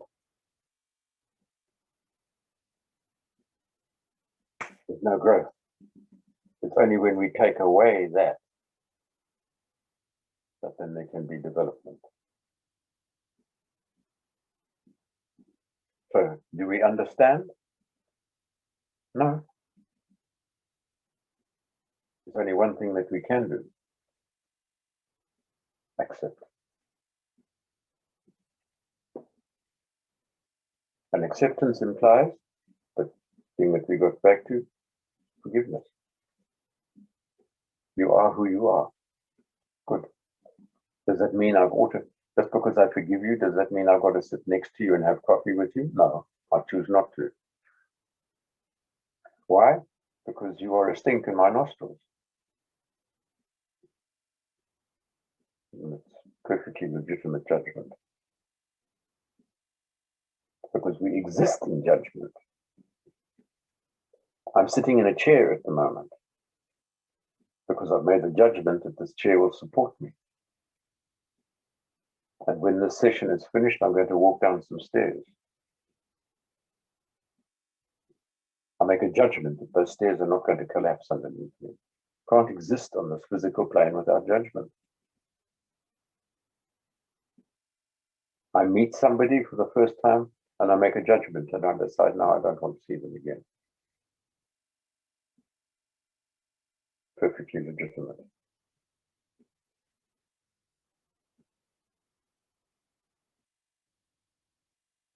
One immense power that we have.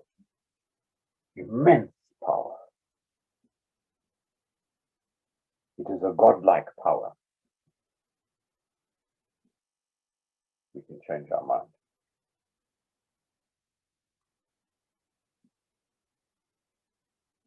We can make one decision and say, I'm going to do this.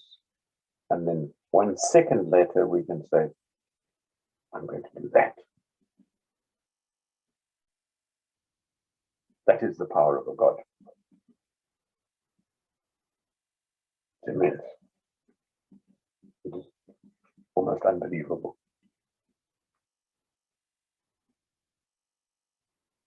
What goes before that is a willingness to be wrong.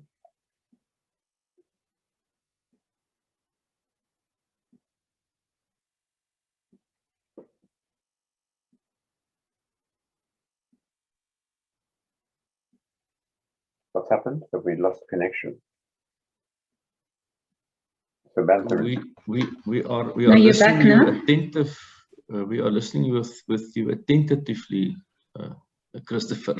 It reminded me of, I can see us sitting like years ago around, and we're listening to you, as the person talking. No, we just listen attentively, but maybe at this stage, so if I maybe can bring in Sam, is there anything that you maybe want to ask or say from this conversation or a previous one, Sam?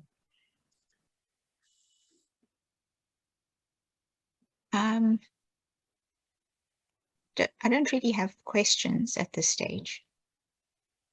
These are all things that Christopher and I have spoken about at length over a period of a few months recently.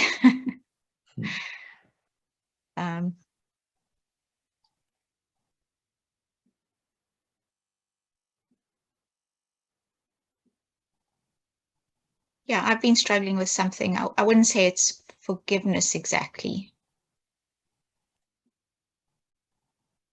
Something that happened a couple of years ago, the end of a relationship. And it's left me with something that sort of feels like a thorn in my mind and in my heart and in my soul even. I don't know if that's possible. Yeah, I don't know how to put it down. It's not a question of forgiveness. There's no anger. It's not even a question. It's just I don't know how to do it. That's my only comment. Yes. Thank you. There is no answer, there's only process. Yeah. I don't really feel like it's happening, the process. It's still very much there, even though I am in a new relationship and it is going well, but at the same time, I'm always aware of this thorn, if I can call it that. It's very much with me all the time. Try to turn it into a rose. Smart answer, Christopher. Sometimes I'm quite clever. Thank you. I'll have to Thank mull you, that Sam. one over. A rose. My wife will just say you're just being arrogant.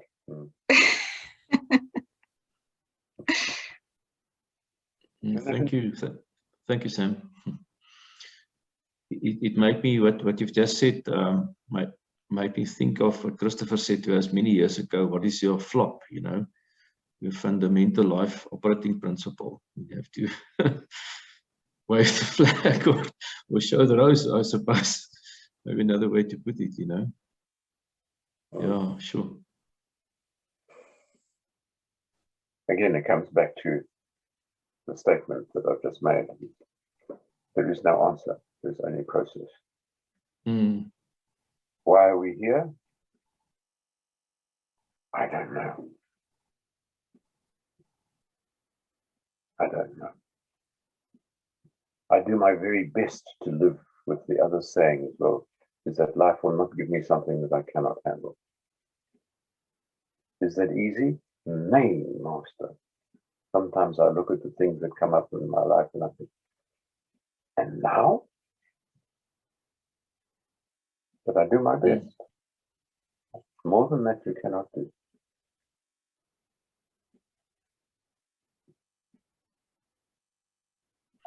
So, Christopher, may I disagree with you for a second, or not disagree, rather, can we discuss it? When you say life doesn't give you anything that you can't handle.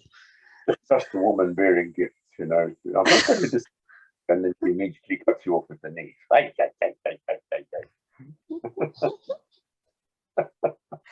I'm trying to understand. At least I'm trying. I could have left it.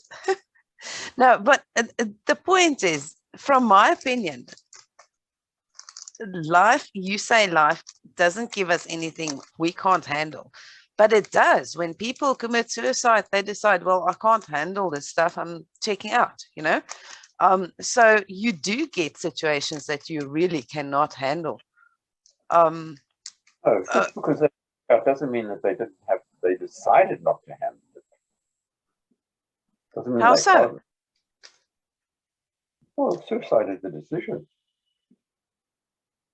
Oh, yeah, that's true.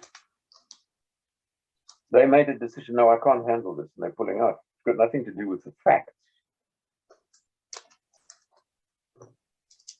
So when people give up, they decide to give up, not because they wouldn't be able to handle it. But there are people who go off their rocker and go, well, you know, it has been too much, and they just lose it. Yeah, maybe if they sort of just slipped another Kelky vein, then everything would be okay. Who knows? Okay. I'll think about it. I'll think about that. Thanks. You asked me to remind you of some questions as well.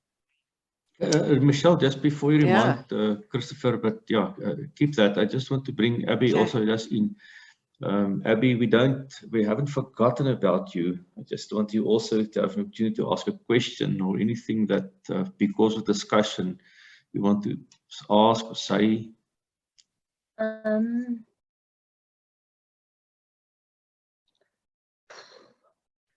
I just like any more wisdom on relationships of any kind, because I find dealing with people quite difficult. That's why I choose to avoid them most of the time. Okay.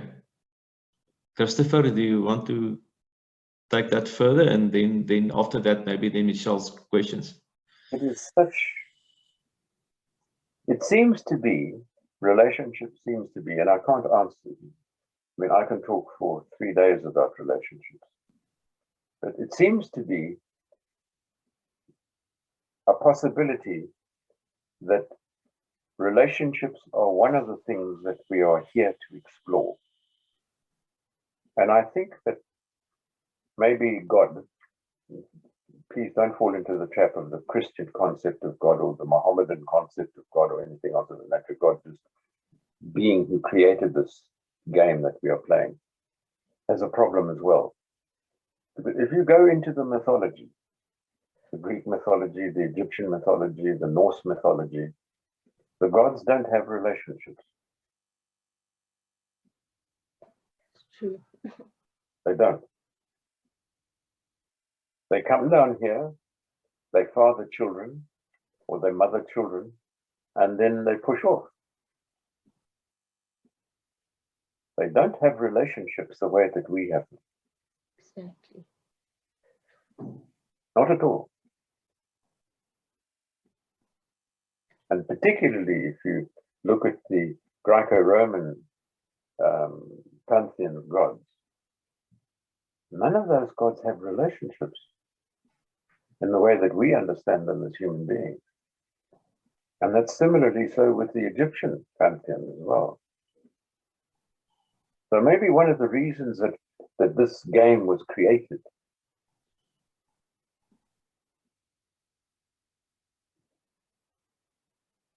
was to explore what relationship is. I don't know. It's a mystery. But certainly when I look at the big thinking,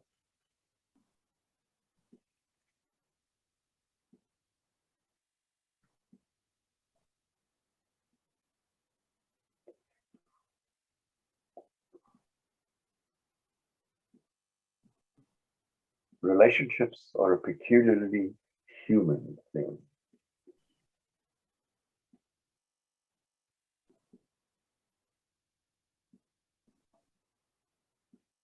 I was told many years ago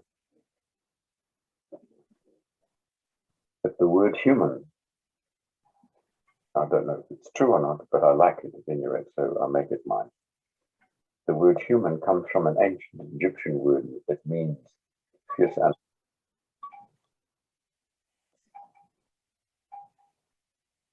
Egyptian. Sorry, it means, sorry, just repeat that, please, Christopher.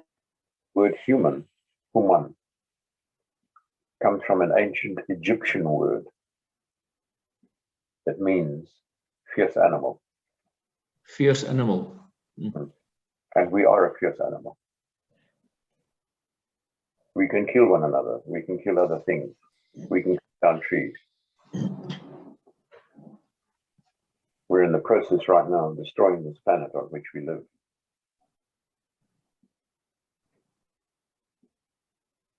We really are quite remarkable. Extraordinary.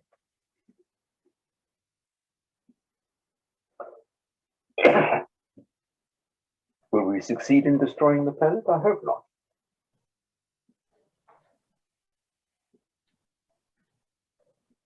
But it won't be that big a deal if we do. Because now astronomers are proving, because they're discovering that there are billions of planets. Not millions, billions of planets.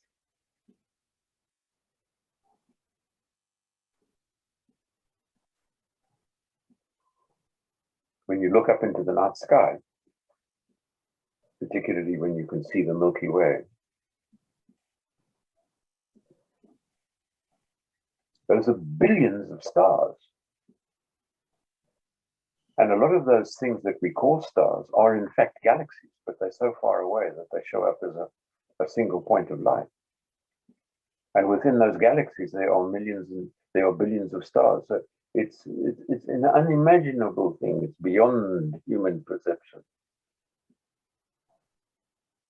So if we destroy this planet, yeah.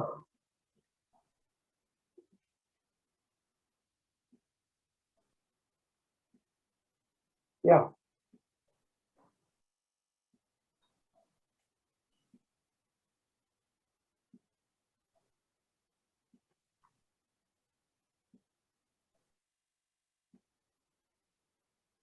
But we are powerful beyond measure.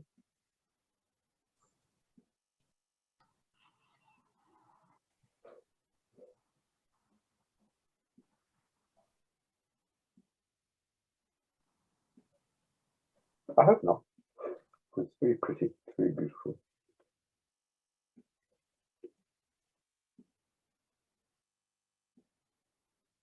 And apparently, from some of the meditations that I've done,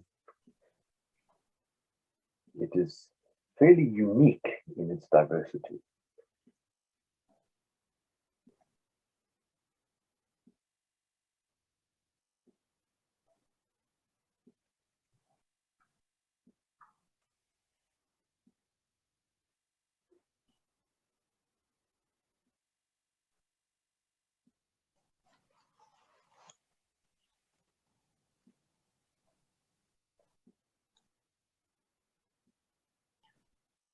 maybe Michelle, if you want to ask those questions, you've got one or two that you wanted to ask.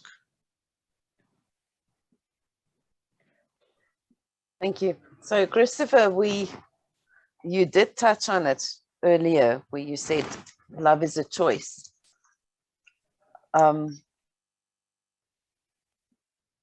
Could you explain to me, why do you think it's a choice? Because we do end up sometimes loving people we don't really want to. I mean, Sam and Linda could also understand, all of us, I think, from my own experience, you keep on loving people you don't always want to. You don't always want that attachment, and it's still there.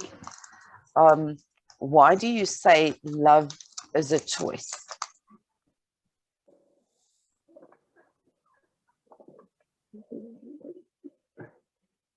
You fall into your own trap when you say you don't want to, but you do. Well, if that's not making a choice, then I don't know what making a choice is about. Okay, but I don't get it. As you say, I'm creating my own trap.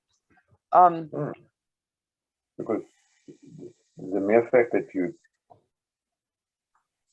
choose to love them despite the fact that you don't want to, that's a choice.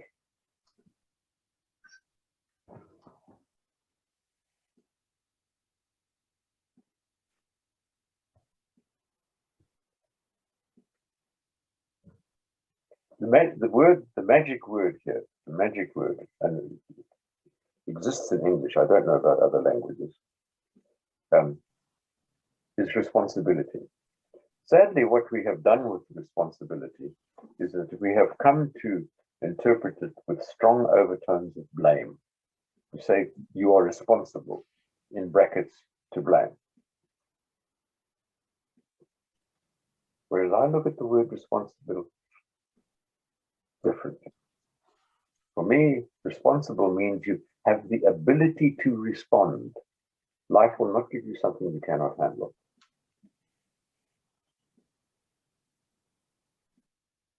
It's one of the great gifts we have as human beings, the ability to respond. Responsibility. And if we have the ability to respond, then nothing that is beyond our ability to deal with. We might need support. We might need to upskill ourselves. We might need to learn something else. We might need to do all sorts of things. But we can't. Because to get support and to learn things is a choice, isn't it? Exactly. As it says, again, go back to the Bible. It's very powerful.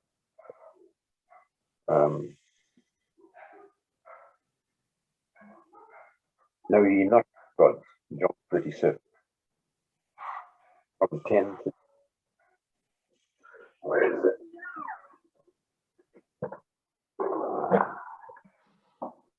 I thought I had it here. Yeah.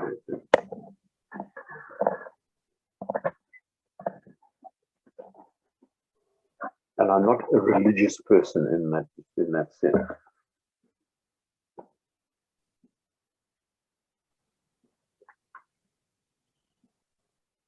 John 10,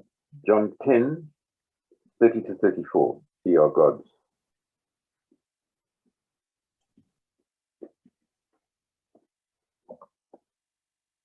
We have a supreme ability to create our own lives. Fantastic.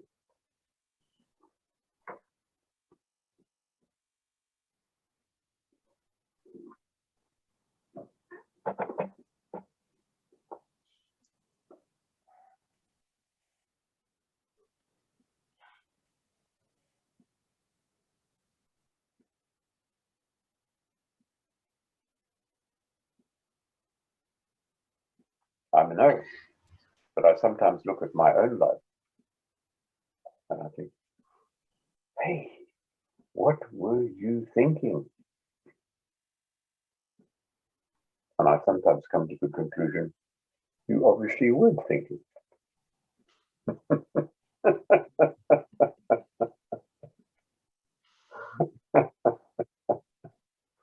Because if you were thinking, you wouldn't have done that.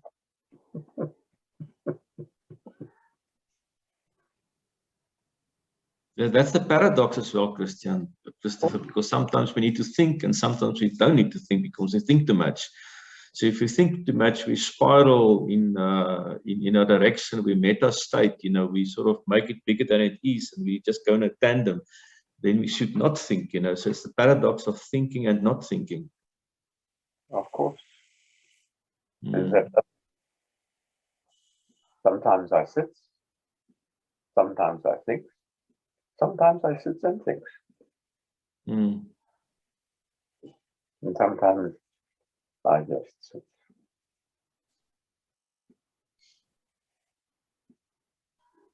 I remember something. Sorry. Awareness. On that, yes, awareness. I remember in Harlequin, sometimes when we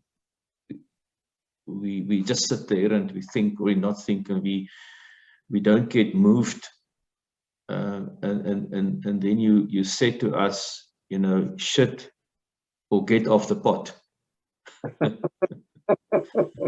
Just a very graphic phrase, yeah.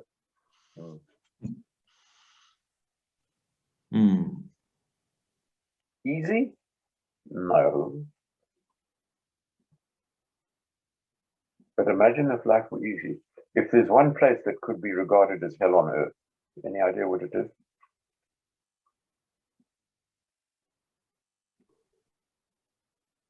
It's where we are. Tormenting yourself with negative thoughts, maybe, or what? Garden of Eden. Garden of Eden. Hell on earth. One simple reason. There's nothing to do. And then we get bored. And then we start all sorts of nonsense.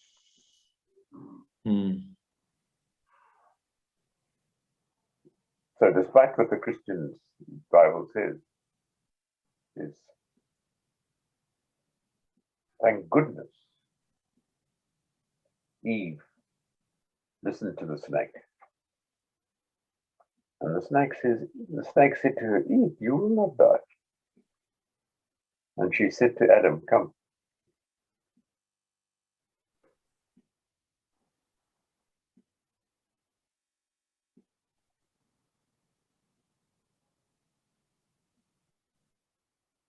Thank goodness.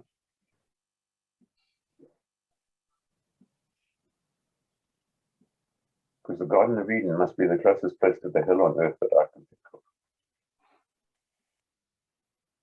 Imagine waking up in the morning and there's nothing to do. No pain, no irritation, no beauty, no roses that you can look at and say, ah. No thorns that you can say, ouch.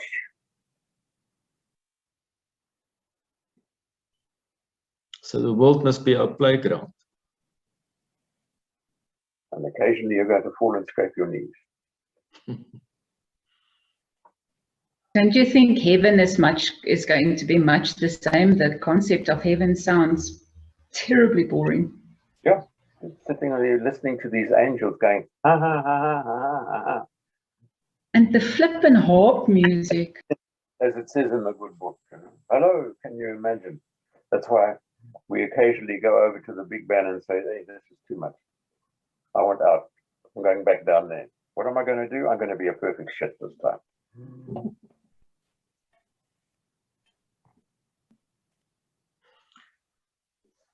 Yeah, coming back to relationships, Christopher, taking again Abby's point or what's top of mind for her, and maybe for all of us, because we are the species that have relationships where maybe then the gods don't have it.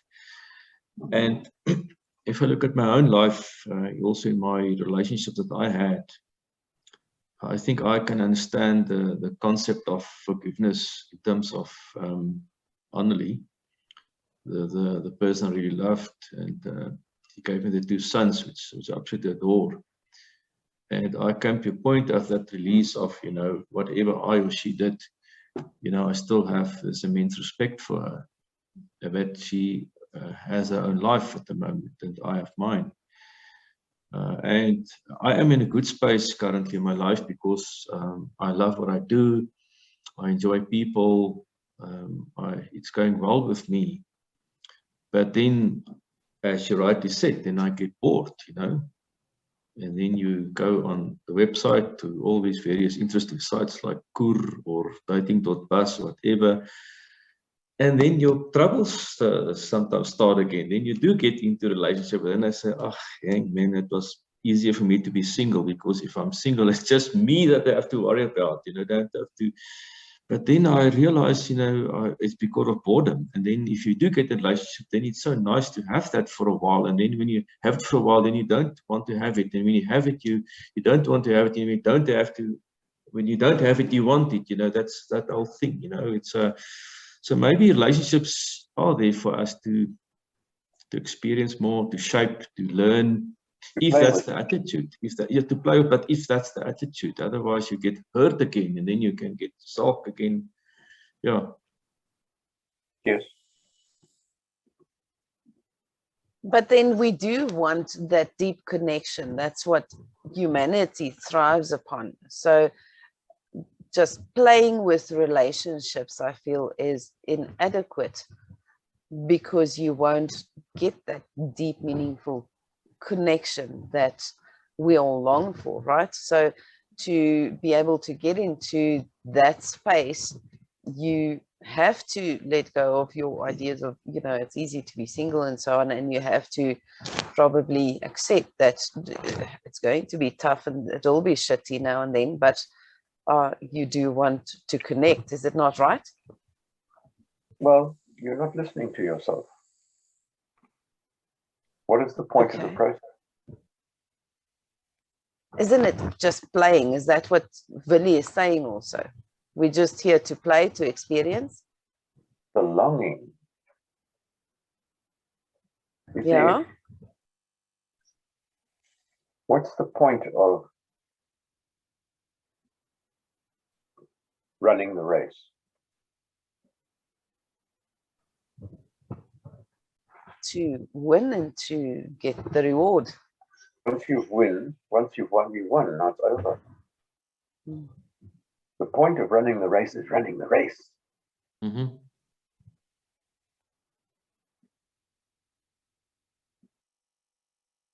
Once you've crossed the finishing line, listen to the word. Then it's ended, it's over, it's finished, it's clear.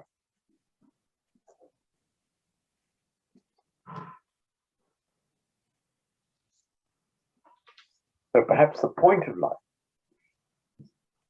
is the pain.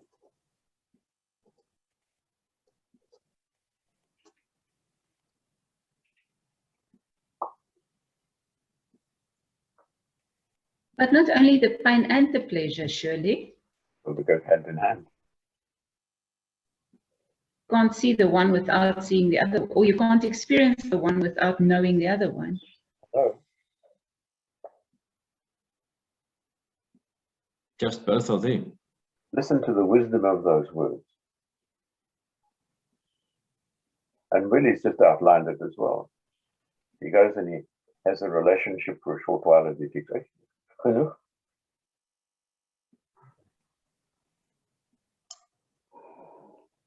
The point of the race is the race, not the winning. It's where one foot is pounding the tar in front of the other, and you're straining and you're sweating. That's the point.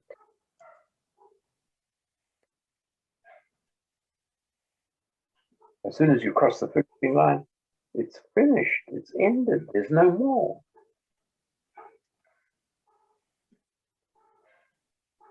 So the life finishing crossing is, you know, when you're like now 90, 95, 100 and dying on a bed, that, you know, that is that finishing line, and it ended, you know, in terms of the human being, and then you can look back in your life and say, how many races I have won. And then, you know, yeah, or I just think of Willie Nelson's song, To All the Girls I Loved Before. Just thinking about that song. There we go. There we go. Sorry, Alta had a question or comment. On the chat. It's not a question. I wanted to comment on, you know, what is right and what is wrong and relationships. There's one thing that I always say, life is hard, choose your heart. Being single, I think, is hard, but being married is just as hard. So we need to choose our heart. There's joy and there's pain on both sides. A good point.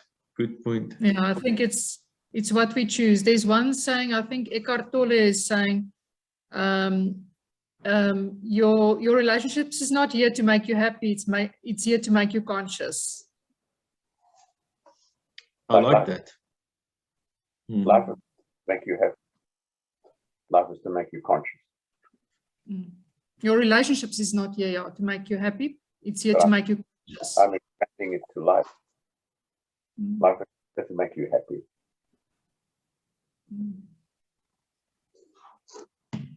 In terms of the Platonic model, which I rather like, you choose your life within your own. Why? For the experience.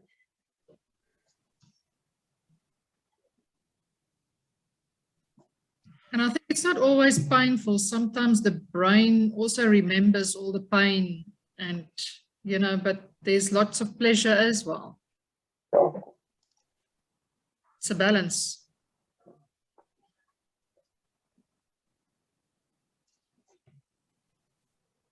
Now, for me, one of my biggest takeaway, well, until now from this discussion is, I always had this thing, I always believed that relationships are there to teach us, but it was sort of a one way. I don't know, your word struck me, exploring relationships. Now, I'm very eager to go into a next loving relationship, but I'm going to do that with all my relationships. It was funny. My concept was that relationships would teach me something, and I'm the sort of victim, and I have to just run and keep up and learn as much as possible, and then afterwards carry the pain and try and deal with it, blah, blah, blah. It was a very sort of a lower level understanding. What's subtly shifted for me is actively exploring the relationship I'm in for the lessons is for me a bit different now. So thank you. That's a takeaway for me, really, to live the depth of the relationship that I'm in now, not to wait for it to teach me something, but to live the depth of that relationship right now. I want to explore that. Sorry, Christa, I can make a comment because I know Rieta also well. For me, that's also a good view, because if the view is that then and the relationship so doesn't work out, then it's not about hitting yourself and say, oh damn it, I wanted, it's another 3 years wasted or whatever, you know, because that's a not a nice way to look at it. But if you look at the way you explained it, you say, well, I've learned the following, you know, I celebrated life, I've gained the following, you know, that's just a better space to be in, you know. And you celebrate that relationship for what it gave you and for what depth you found in it. And then it's your own boundaries and your own need for experiencing something else that takes you out of that relationship. But you don't go out of there with resentment and moaning and groaning and suffering, but it's a conscious decision to leave that relationship for some other experience. If your boundaries predict, or if your selfishness and your learning predicts that you need to move on. Yes. I want to change it. You just set yourself free. What I think is very important is that you will not learn the lesson until you've learned the lesson. You will go back to your old ways and you will go into the same relationship. You have to learn a lesson through the experience of your relationship. Otherwise, you will end up in the same old boat. It seems to be like that. So it's both. It's the experience and the lesson. I can buy that. I can see that as well. And then sometimes you learn the lesson in another relationship. But if you can learn it in a current relationship and it's working, then you don't have to go through all this unnecessary pain and cutting your estate in half and financial hassles, etc. Sometimes it's a conversation I have with my concept of God, and I, do we really have to do this again? Yeah, but you also know when there's a closure, when a certain repeating pattern is coming to a close. There's a lot of peace and a lot of happiness in realization when a period or a certain series of experiences come to a close. Like, it's nice when you come to the end of the marathon and you can say, yes, it's master. That was hard, but wow, where's the beer? That's it. Or you look at that and you look back and say, damn it, I shouldn't have stumbled my toe against the rock.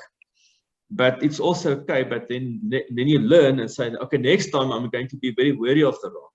Yes. If you look at it like that and not say, damn it, I could have won the race because I've hit my toe on the rock, but rather say, well, I've learned, next time I'm going to. Hopefully. You go around the rock. Around the rock.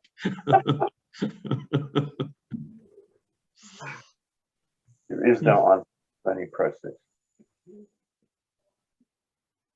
And these become incredibly valuable for one reason only. They increase our awareness. You'll come away with, that's the answer. This is the answer. This is what I just feel, awareness of the process.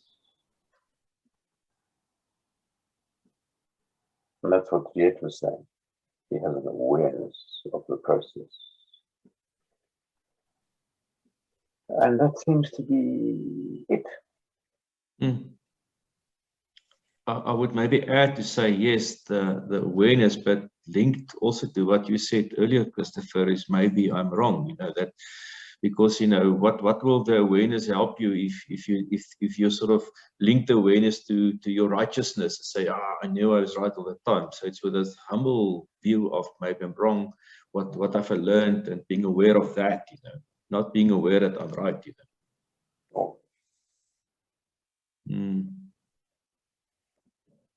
As long as the stone in the road teaches you a lesson, whether you are wrong or right, you must be willing to be wrong, but you can also use that stone to better the next relationship. Hopefully. Hopefully, because everything still is also a mystery, and we sometimes just don't know. Yeah. I'm back. Oh, great, Christopher. Yeah, let's that's fine. Let's then maybe wrap up the day by that last point that Michelle mentioned. Thank you, Michelle, for that last point. I think it's the concept of vulnerability. That was the thing. Maybe talk to us something about concept of vulnerability, and then we can maybe wrap up and just ask everybody to say what was the main key point that they got out of today. So yeah. That's fine. That's fine. That's fine, really.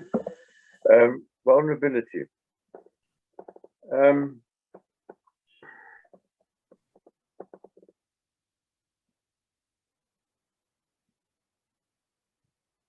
There's a useful analogy. and it's in the egg. An egg is useless and has no point until you crack the shell. Okay. Then you can get at what's inside. And if in our relationships and in life generally, you are not prepared to make yourself vulnerable, in other words, crack the shell, then you're not alive. An egg is a dead thing until you crack the shell. Then it becomes alive. And it has the potential for life. The yolk and the white. What becomes the white if you cook it. So vulnerability seems to be a very necessary part of our humanity. And to always put out the tough exterior is sad, because it's a denial of our essential humanity, of our essential value. And to attempt to be in relationship with somebody who is not prepared to be vulnerable, how can you?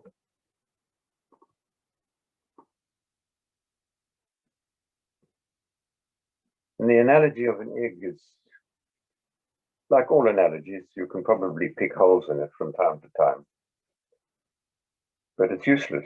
And if you keep the shell around an egg, eventually the egg inside becomes rotten.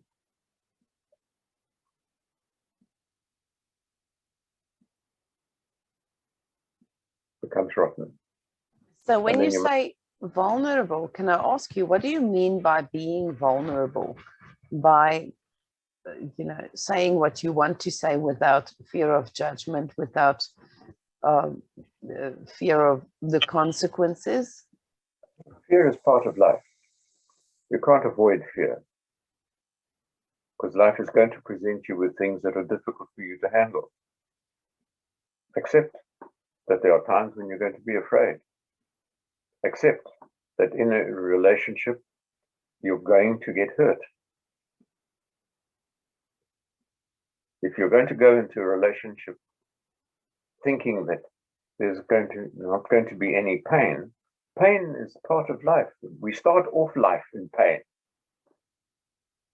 What's the very first thing when a baby is born? What do we do? We wait for it to cry. We slap it on the buttocks. We slap it on the buttocks. If it doesn't cry, we slap it to make it cry.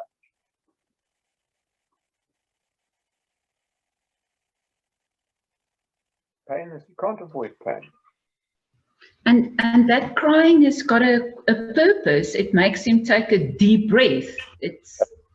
It's purposeful. So when you experience pain in your relationships, take a deep breath and say, okay, now what do I have to do? Am I willing to be wrong? Or am I going to be right?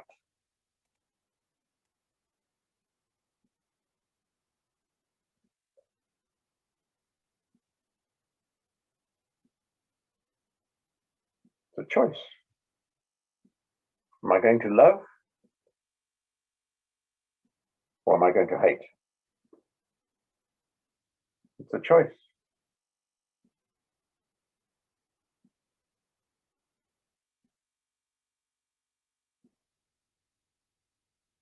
There is no answer. There's just process.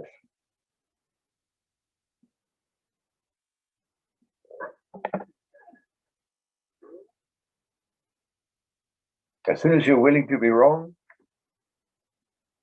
you're alive. As soon as you're right, you just died.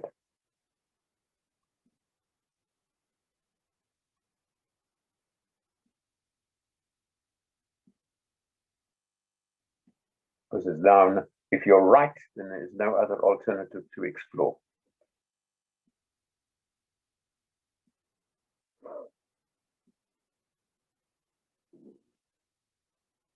When there's a stone in the shoe, you're alive.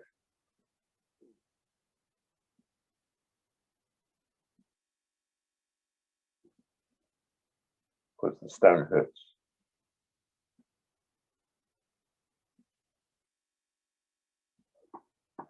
So to allow your vulnerability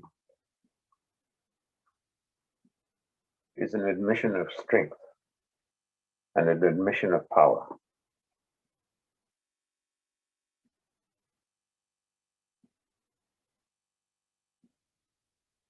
Easy? No, no, no, no, no, no, no, no, no, no, no.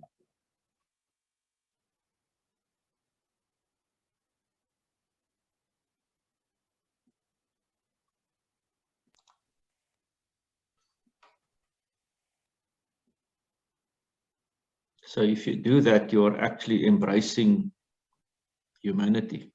There we go. Mm.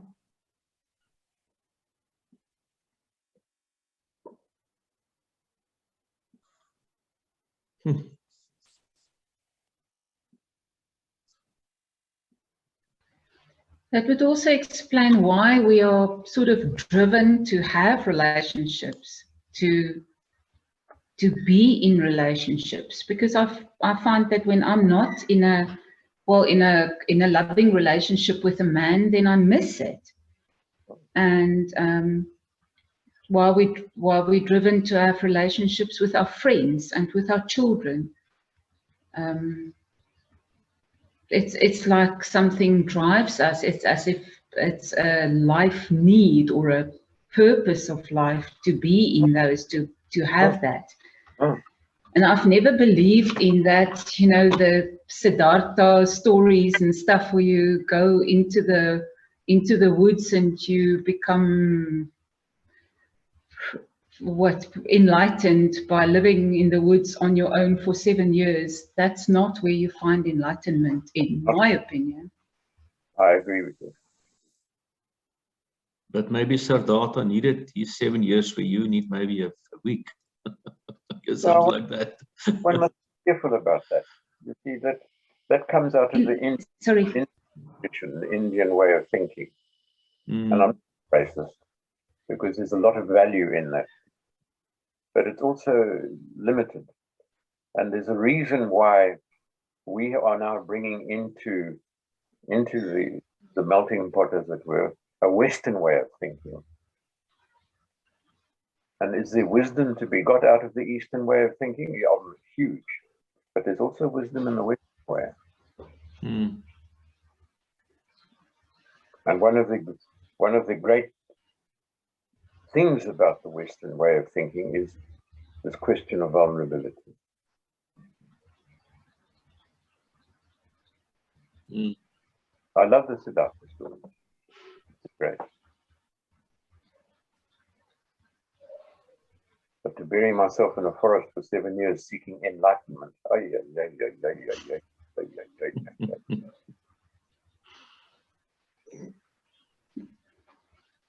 The problem is the moment he came across the bridge and he saw his son, he had a problem.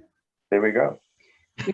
Because his enlightenment and sitting next to the river didn't prepare him for this other person, especially not a child. Vulnerability.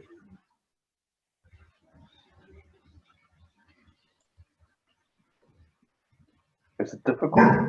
Ach, gooi toch. Ach, shame.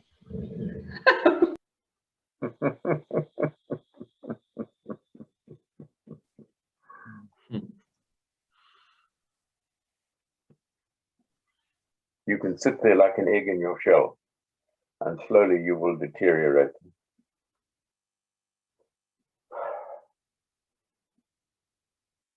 And I think when we're all growing older and you get to 90 years old, hopefully one is not only then start to get the enlightenment. Well, if I look at my two young sons, you know, if they can be, you know, at where they are in their 20s, also have other kids. They are in Cape Town, and they are in their 40s now, and yeah, I also see their way of living and all their different ways of living. Christopher, yeah, it's 12 o'clock. What I suggest is there any last things that you want to depart us with, and then I can just ask everybody just to say something that they think they gained from this workshop. We have not dealt with anything, but you know, I could keep you here for the next 3 weeks and still not cover all the material that needs to be covered. Yeah. It's continually new stuff comes up all the time for me. Yeah. Yeah. My favorite phrase: I don't have answers. I only have process. Yeah, that is something that I really take from this workshop.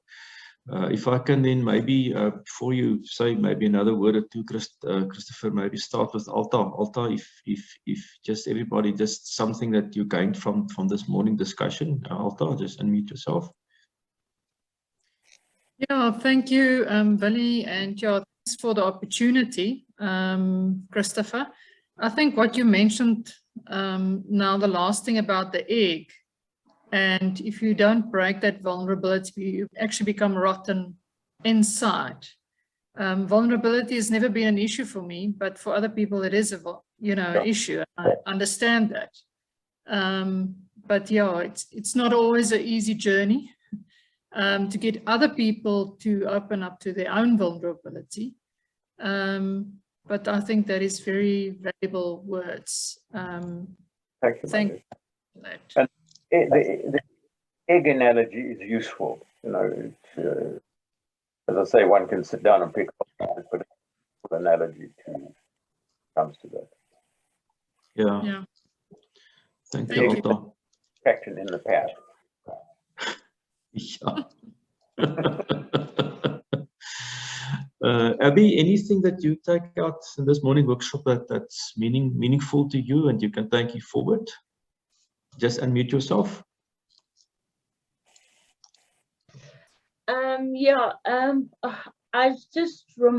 It just reminded me of what I know and what I so often forget and doubt.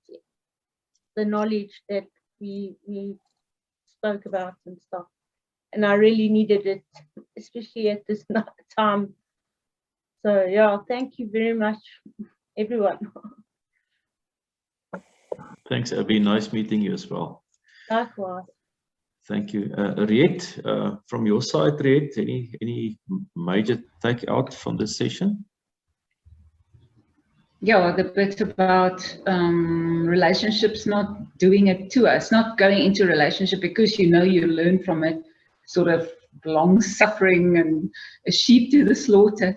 I want to, with my current relationships, never mind future ones, current relationships with my children, my friends, whoever, deepen that and see what I can learn. How I can grow from that. I haven't actively mined relationships for learning. I can't, it's a subtle shift and for me very important. So thank you. Thank you, Christopher. Great. Michelle, learning from your side? So, a big thing that I will be pondering and working on, Billy, yes, I will be working on it, is that love is a choice and we should choose to love people to do here what they came to do.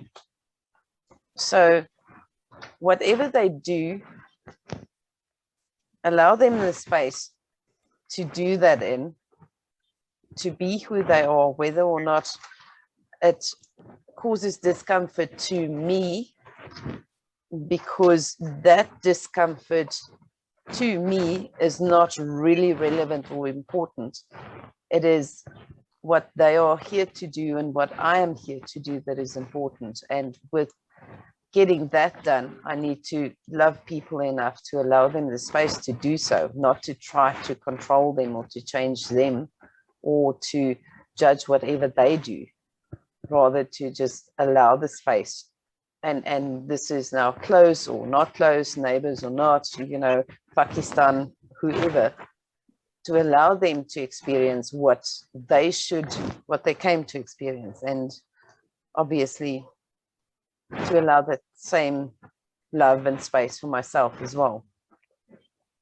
Thank you. Very, very, very nicely put. Thank you, Michelle.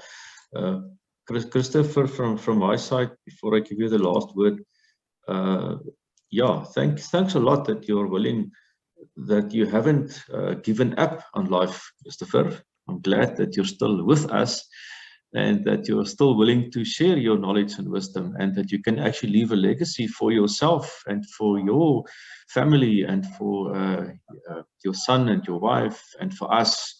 And thank you for all these learnings. I think for me, what meant a lot to me this morning is again to be reminded on all the great stuff that I personally learned from you and from the Harlequin things. You know, when I went through all my books again, it just came back again.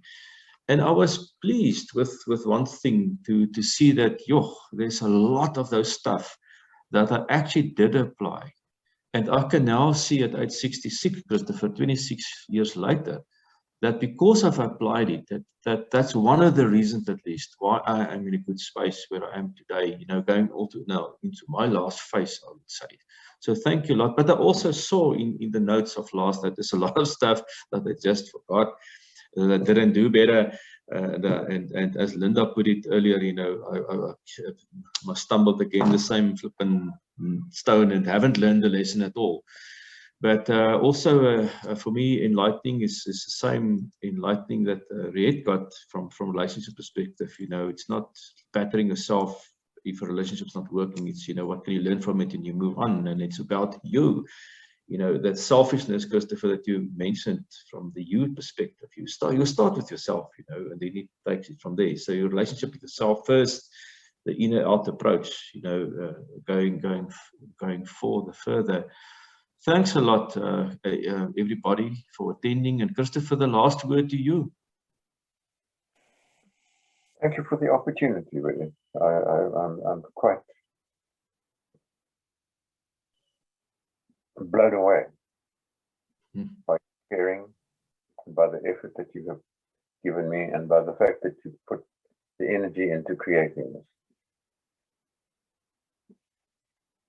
And I would like to think that we need to think of a way forward. And I don't know what that must be. But we can talk about it. And we'll see. And thank you so very much, Michelle, for your technical expertise. And I look forward to receiving a copy of the tape in due course. And, very welcome. Thank you, my dear. And I know there's certain things that I know you would like to discuss. Well, feel free to take advantage of me. And I'm here. Yeah. Thank you much again. Thank you, Christopher.